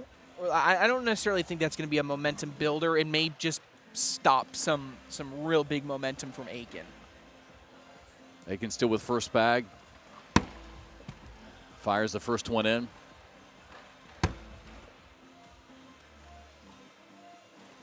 Round 9. Just 4 rounds left. Wow, this round limited moves fast. Oh, totally different dynamic. Every bag, every round becomes so critical. Fleischer takes them all in.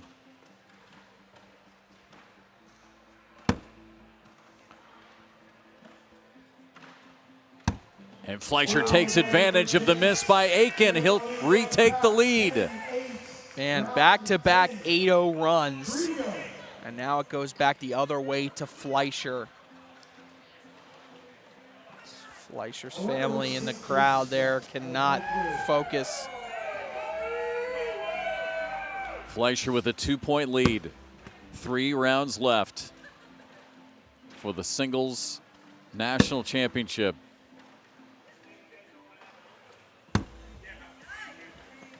And right now, another bag off to the right for Aken. He's been good at collecting these, but wasn't able to do it there.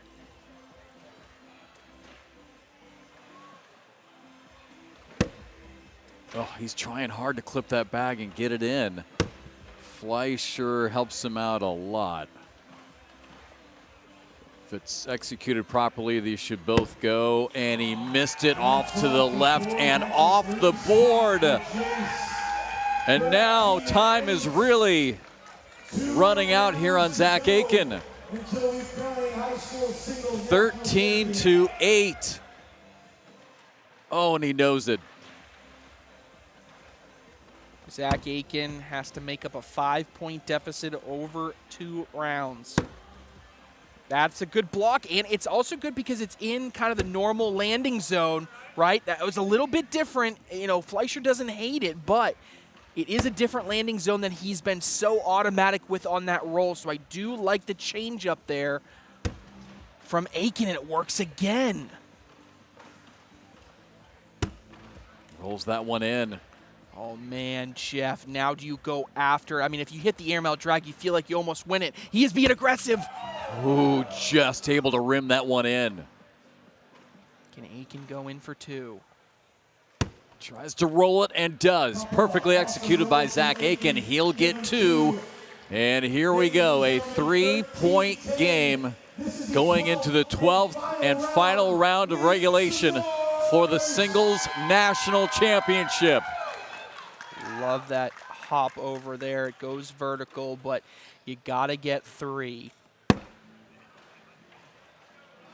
A little right, and Fleischer right down the middle.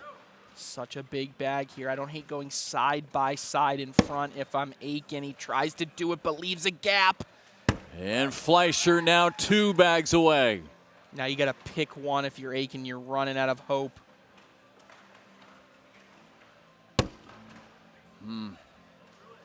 Skips one in. Fleischer's 3rd bag. Again, right down the middle. And now it's going to take a huge shot here by Zach Aken. And that's going to be it. Jace Fleischer is going to be your high school singles national champion. Up 8-0. Saw Zach Aken make a furious run to tie it. But then Fleischer, who you said you wanted to see do it again, he just did. And knocks off one of the top players in the world. This is the breakout for Fleischer. Now when we start talking about the best juniors in the world, you got to start saying Jace Fleischer after going through some of the top talent at the youth level. Wow. And we are still not done. College Teams National Championship comes your way right after this.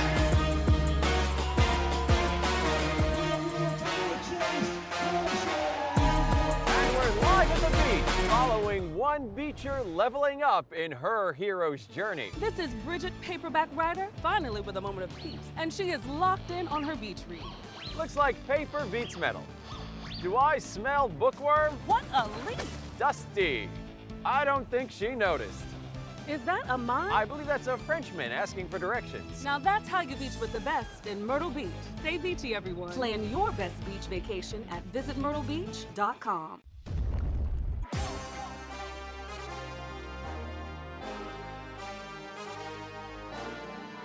This isn't just a backyard game anymore. It's focus, precision, pressure. Different backgrounds, same mindset. We show up to compete and earn respect one bag at a time. Because when you really care about the game, it starts with the right bag. Brotherhood Cornhole, where respect isn't given, it's thrown. Strength, style, simplicity, no fluff. Just real beard care that delivers. Step 1, wash and tame. Keratin strengthens, cleanses, and conditions. Step 2, beard oil. Jojoba hydrates. Soy protein strengthens. Instant upgrade. Finish strong with beard balm. Olive oil fights frizz. Beeswax locks it in. Sharp, controlled, unstoppable. Whether you're a rookie or a pro, Beard Guys has your back. Unleash your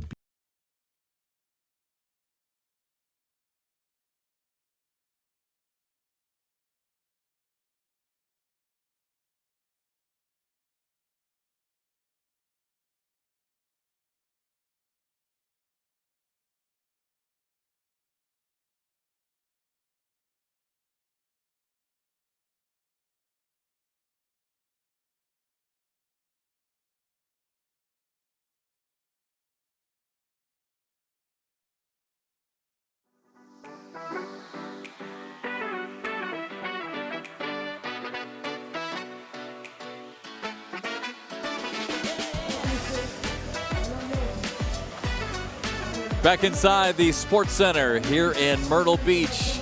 Corey Russell, our producer. Trey Ryder alongside me. I'm Jeff McCarriger. Thank you for tuning in here on New Year's Day here in Myrtle Beach. Great look. Again, so much qualifying behind the scenes. I don't know how many boards are set up. 200 boards, 150 sets of boards? I don't even know. It's a lot. It's a packed house, and it's just day one.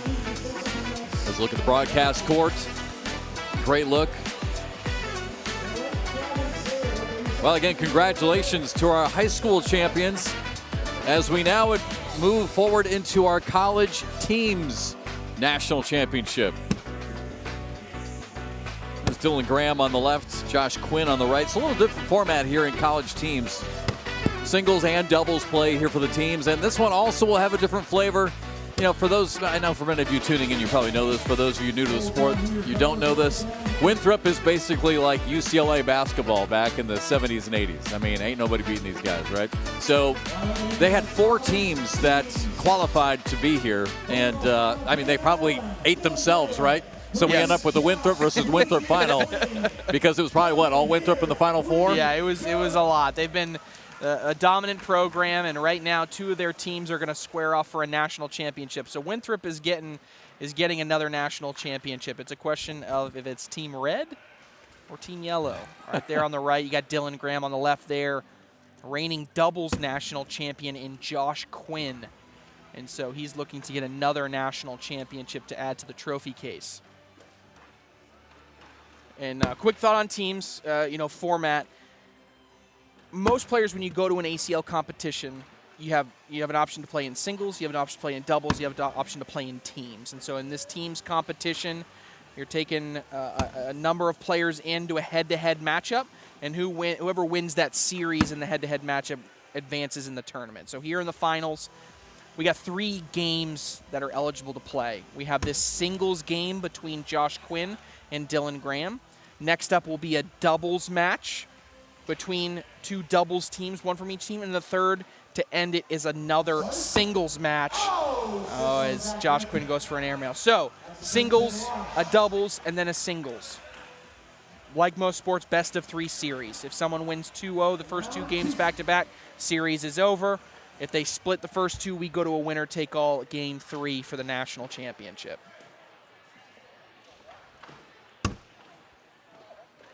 Josh Quinn there, like I said, on the right for Team Winthrop Yellow.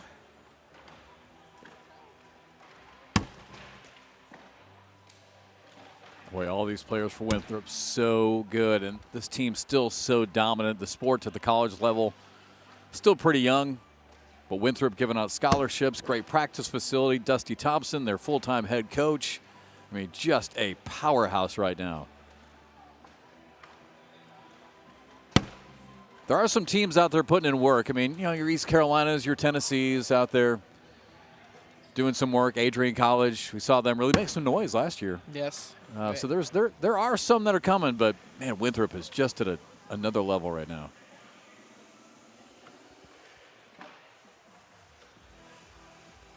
Dylan Graham deciding what to do here.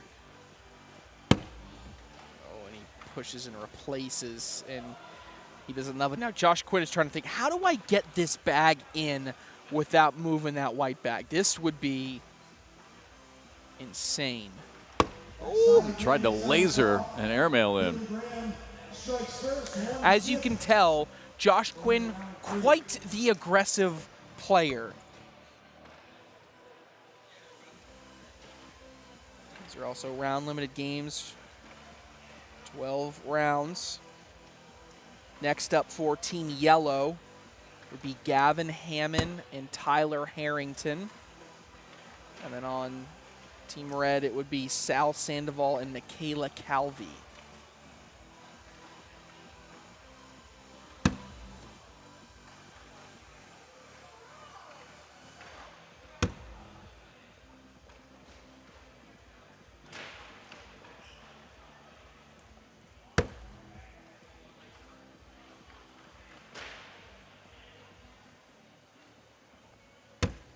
Dylan's a little short. Josh, the 2 bags left. Bag number 3 takes them both in.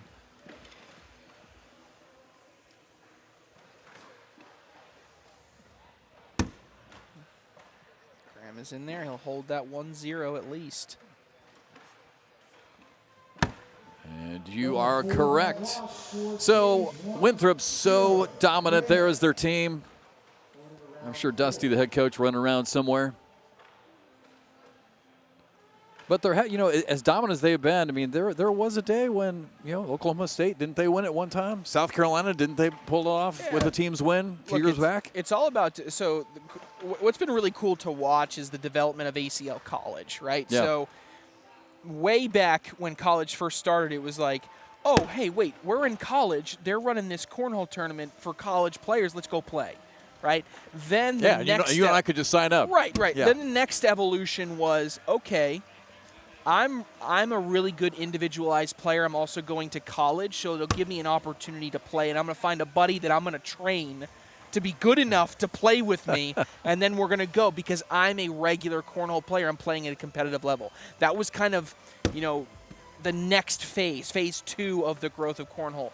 Really where we are right now is phase 3, which is the establishment of actual programs, head coaches being appointed at different universities, club presidents building programs, getting players from campus to play and to train and to practice together.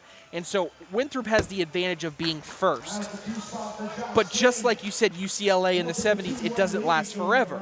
And so what happens right now is we're in this phase of these power programs that are absolutely going to dominate the space. And that's what Winthrop is doing. They're building this huge program. What the next stage after that is going to be, as this season we've established meets. There are now colleges traveling across the country just competing against other colleges. Right. There's rankings for college, right? The next phase, phase 4, is going to be really when multiple colleges, 10s, 20, 30 colleges across the country are building these really strong programs, and that's when it gets really fun. You start recruiting at a really high level, and there's probably going to be even more NIL dollars, similar to other sports, of people competing for the top talent to go to the various universities. And so places like a Winthrop and like an Adrian and an ECU even are just kind of being first out there to show an example of what cornhole at the collegiate level can truly be.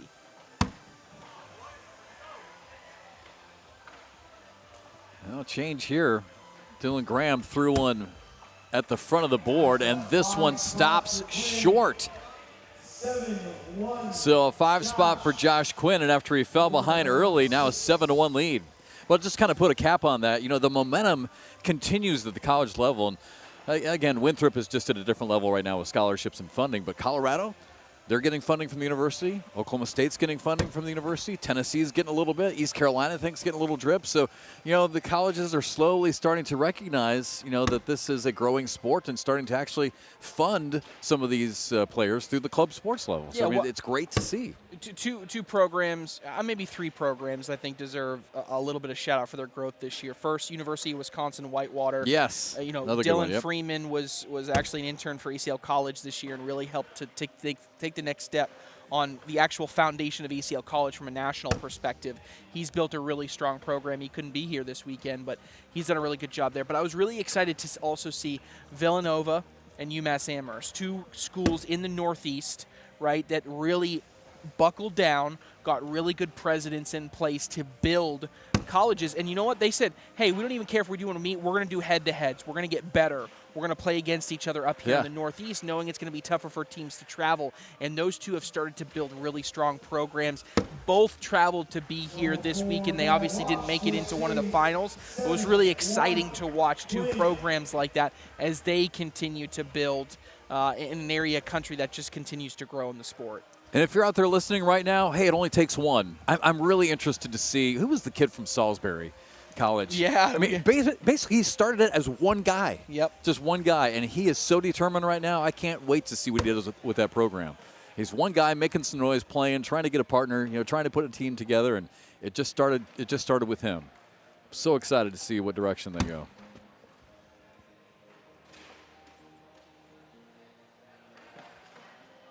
Halfway point here in this first game.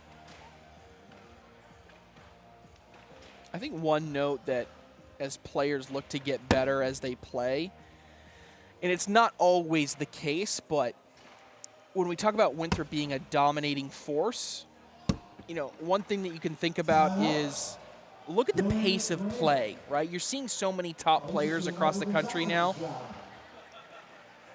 So many top players across the country taking extra time, right? Really focusing on each and every bag. It's something, and again, when you get into a program that teaches fundamentals of the game, this is something that you'll see. It's interesting moment a second ago. Dylan Graham calling the timeout, went and grabbed Josh Quinn's bag off the floor because he had thrown it in front of the board and then flipped it over on his side. You are supposed to, if a bag is in front, leaning up against the board, you should clear it because you don't want another bag to be sitting on top of it if it lands, causing a weird type of situation. But you are allowed to move that bag. Generally, the official will kind of make a move. Hey, do you want me to go grab that? And he's like, no, I'll go get it. So he actually doesn't waste a timeout doing that because he was moving that bag. Again, just kind of gamesmanship, having some fun with it. Well, Dylan gets 3 points, so he's back within 3. Round 8 of 12. If I want to peek at game 2, we're going to look at Gavin Hammond and Tyler Harrington for Winthrop Yellow, so the teammates of Josh Quinn. They're going to go up against Sal Sandoval and Michaela Calvi. Now, Sandoval and Calvi, a ton of chemistry, right? Actually dating.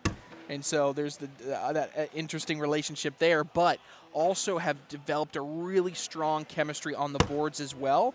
And it's kind of like a 2 + 2 = 5 situation. As individual players, they might not rank up to a Hammond and Harrington, but together they're a really, really strong team.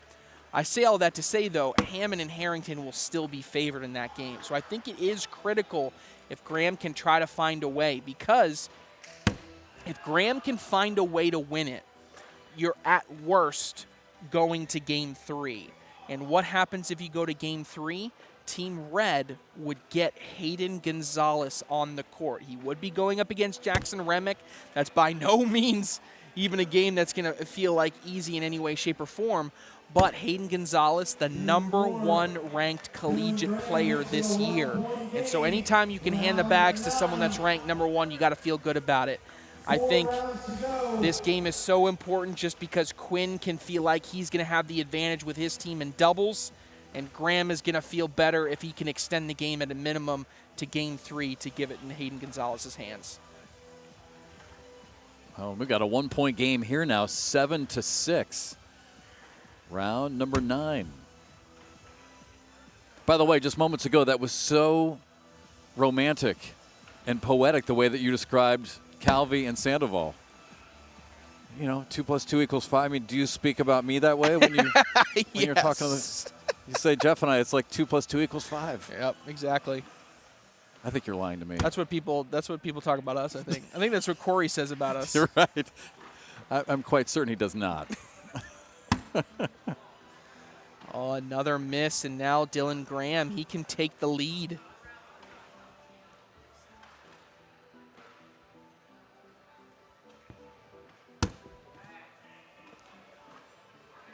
He's frustrated with it, but I don't know why. I mean, even if he follows through, he's going to be good. Quinn's got 2 bags left. You know that bag is going to go. But you can see Graham talking to himself. He knows if he puts this bag in, he's going to take the lead. He had a 1-0 lead early, and Josh made that big run. And now he's got a chance to retake the lead. And he will. He'll get 2, so make it 8-7, Dylan Graham. 8-7 with 3 rounds remaining.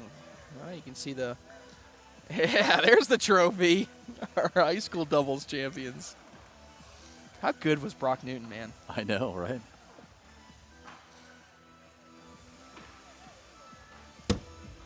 And I thought it was so, back in the semifinals, we're talking about how good Jace was. He's got a timeout. Jace Fleischer on the single side, and you said you just want him to be more consistent and do it again. And then he does. Yeah. Maybe Jace Fleischer will be the next name that we see come out of the high school ranks.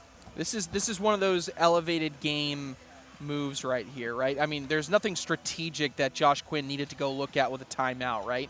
But he's down, and my opponent just threw a miss. The reason I can call it a miss is it's not collectible from the angle in which Graham is throwing. Now, Quinn could help him. He could push it closer to the hole, and that bag could end up in the hole.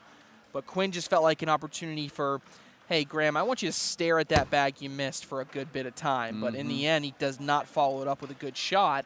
And worse, you bring the bag closer for Dylan Graham.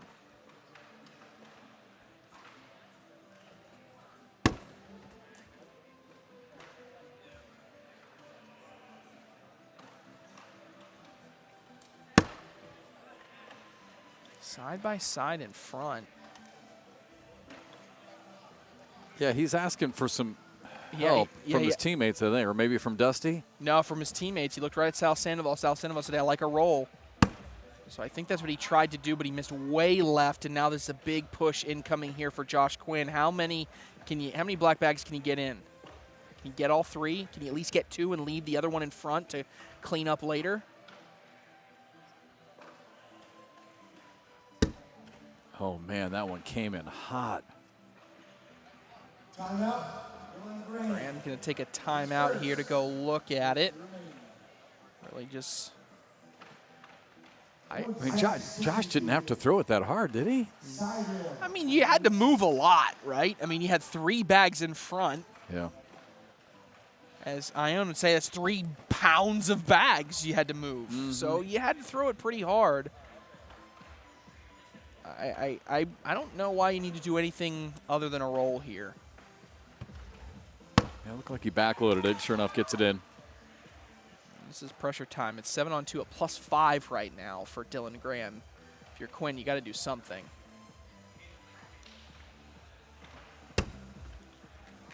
Oh, man, and that is going to be 3, 6, 9, 4, 5. 5 spot? Yeah, 5 spot. 13-7. That's the old bunch of chaos happens on the board in cornhole, and everybody has to stare at the board for a few seconds and do the math in their head of what the round was.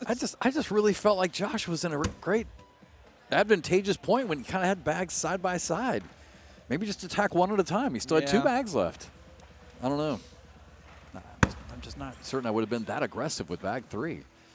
Now with the bag out to the side, this is right in the wheelhouse of Dylan Graham. And now Dylan Graham's got to feel fantastic in the position he's in. You put your team in a position where you're going to likely take game 1 here. Then you're going to go to game 2. Look, you're not going to be favored in that one, but if Michaela Calvi and Sal Sandoval can kind of put it all together They can have a really, really strong game. Maybe they come and upset a Gavin Hammond and a Tyler Harrington and win the national championship. But if you don't, you at least get to give the bags to the #1 ranked collegiate cornhole player in the country in Hayden Gonzalez. And it's, That is a 7 spot. yeah, that's going to do it. So, Mathematically do it. again, that dreaded 13 that we wish we could throw, you can't do it. 20-7, final round. So Dylan Graham, who scored the first point of the game to take an early 1-0 lead, only to see that lead quickly evaporate. And Josh Quinn came back and actually might have been 7-1. Josh made a little bit of a run, and then, boy, Dylan just came roaring back and puts this one away for a Game 1 victory. So again, first game singles. As Trey was saying, our next game will be doubles, and then if necessary, a third game would go back to singles. So Team Red for Winthrop takes a 1-0 lead in the best of 3 game series. Game 2 doubles action comes your way from inside the Myrtle Beach Sports Center complex. Right up.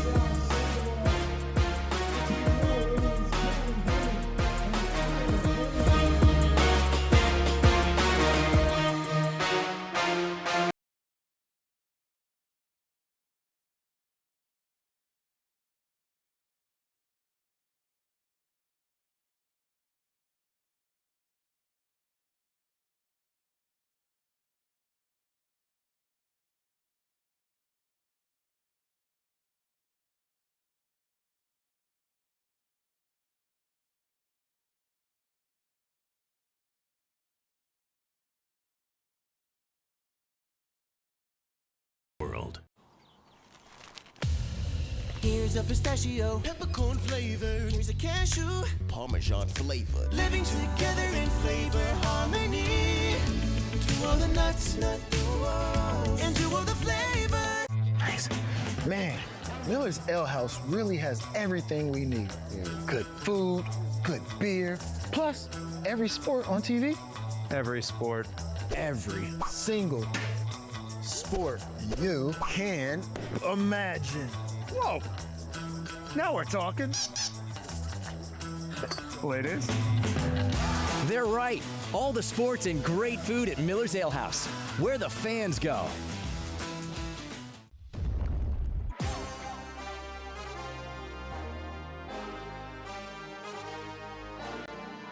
This isn't just a backyard game anymore. It's focus, precision, pressure. Different backgrounds, same mindset. We show up to compete and earn respect one bag at a time. Because when you really care about the game, it starts with the right bag. Brotherhood Cornhole, where respect isn't given, it's thrown.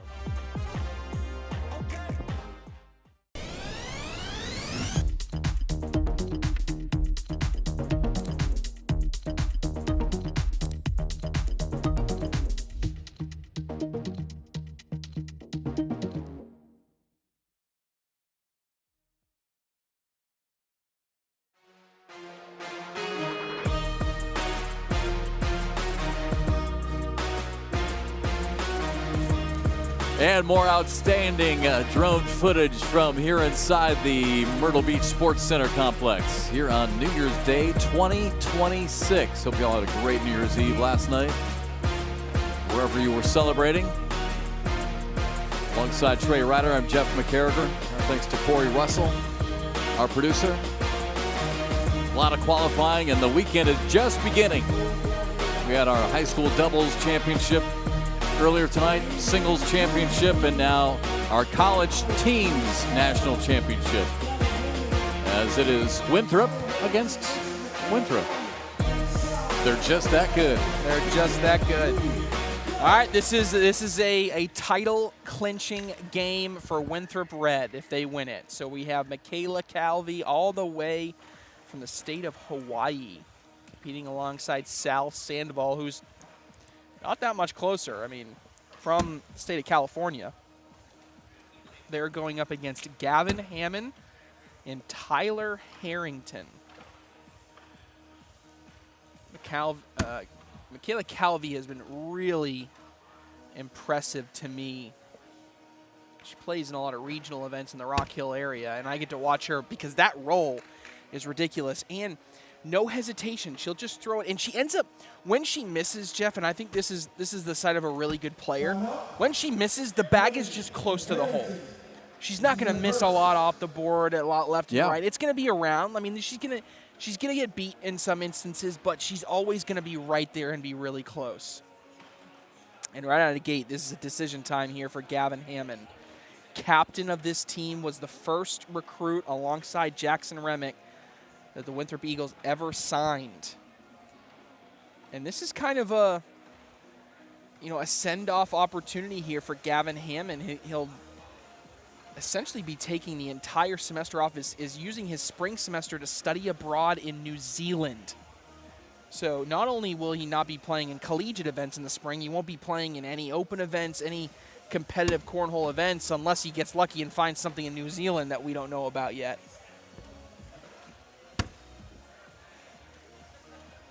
Great example what you're talking about. A miss, but still near the hole. Right, and right now Hammond is in trouble.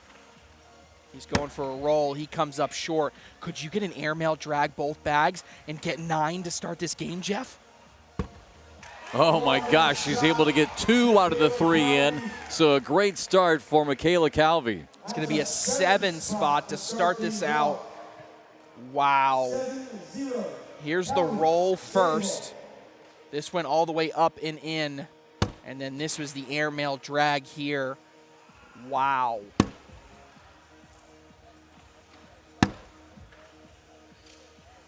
(7-0). And again, because Dylan Graham for Winthrop Red won his game, if Sandoval and Calvi can see this through, then those 3 alongside Hayden Gonzalez would be National College Teams champions. Hayden Gonzalez would get that ring and never even need to see the court in the finals. Wow. Oh my gosh, I can't believe that bag didn't go. Didn't have much chance to talk about Tyler Harrington there, but I believe I've had a chance to see these Winthrop players up close and personal. You know, they practice right there in Rock Hill where the headquarters of the American Cornhole League is. I've seen Tyler Harrington. I believe he will eventually become the best player on this team. He's not it right now, but he's very, very close.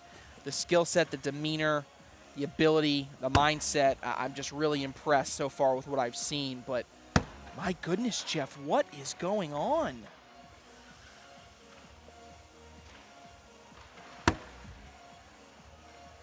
Look at that, bags all over the place. Is it, I don't want to be over dramatic about it. Final bag, see if he can help himself out. Yeah, he's able to get a couple there. But, you know, I mean, is the moment, you know, is it getting to him as well? Does he realize what you were talking about, that this is it? I mean, maybe, but like, he was in this event and won it last year, right? They won that championship in teams last year, so this isn't a new stage. But is the finality of it, is he thinking about that? I don't know.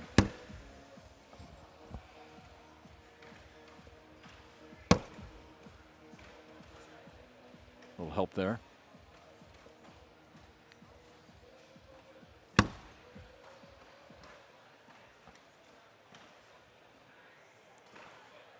Got Sandoval stepping out here.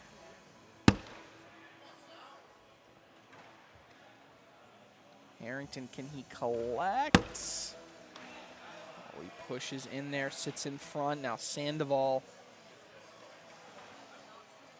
That's a good bag from Harrington because he replaced a bag on the slow side with a bag on the fast side. So now if he wants to go airmail, he may get a drag or he could just try to roll in for 2. Oh, Hammond wants him to go up though. He listens, sinks it. All right, they're on the board. Couple of points to make it 11-2. Nice shot. Talk about sweeping the leg. He did a full spin on that front foot. By the way, Corey was just in our ear reminding us to let you all know we're back on the air, live streaming tomorrow morning at 10:30 a.m. Eastern. College singles. And then the college championships, the national championships will begin again tomorrow night, 8:30 Eastern. Trey and I will, I think is it you and I? Yep, we'll be here, and that'll be fun. We'll show the college singles, college doubles, as well as the high school team. So the complete opposite of what we showed today. And right now, you can just see the frustration on the face of Gavin Hammond. Mm-hmm. It's going to be 2 more points for Michaela Calvi. The only thing about Michaela's game that confuses me is I feel like the game is hard enough from 27 feet. She plays it from like 28 or 29. Yeah, she's far back. Yeah, I mean, she's a good foot to what, 16 inches or more beyond, or, behind the line.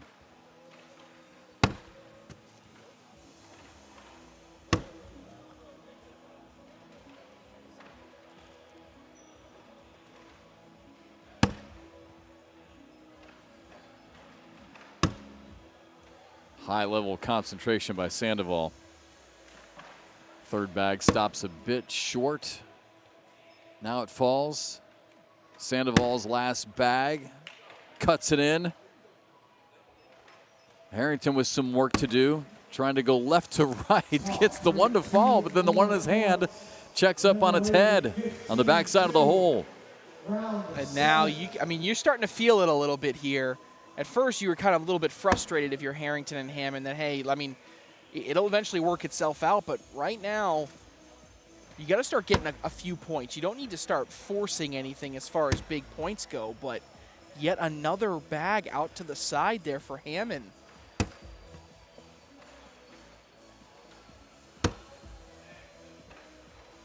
Round limited to 12, but as you can see, Calvi and Sandoval 6 points away from a national championship.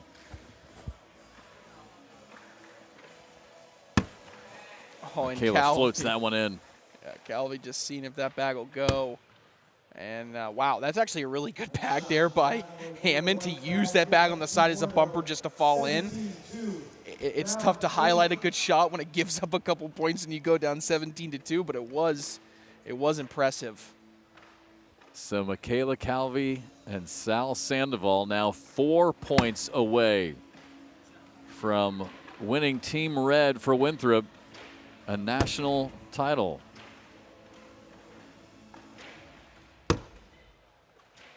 All right, if you're Harrington, you got a long way to go, but you could start by taking 4. Sandoval's got 1 left, got 1 right. See if he can get one of these back. He gets 1 back. Or you get one on the left. I mean, even when you're throwing a 10, it looks impressive. And, oh, wow. It's going to be a wash. Tyler Harrington misses it to the right. And sometimes that hurts just as much as a bag off the board, right? Clear opportunity for 2. And another round just ticks away. 4 rounds left.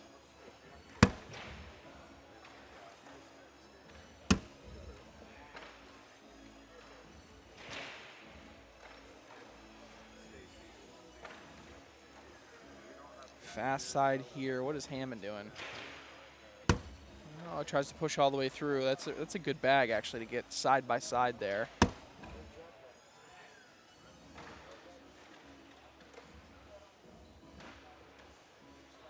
And now, yeah, if you're Calvi, just roll. I mean, there's nothing, especially when it's that good. Something has to be in. Something has to be in or it's over. Oh, and it's going to one hop off the back of the board, and this one's going to come to an end.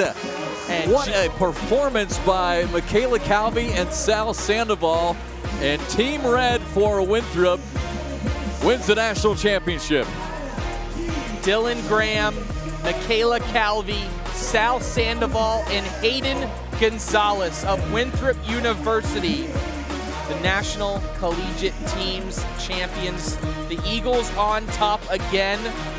I don't know if many people would have necessarily picked this team over the one that we just saw, but they earned it. and played incredibly well. How about it, Jeff?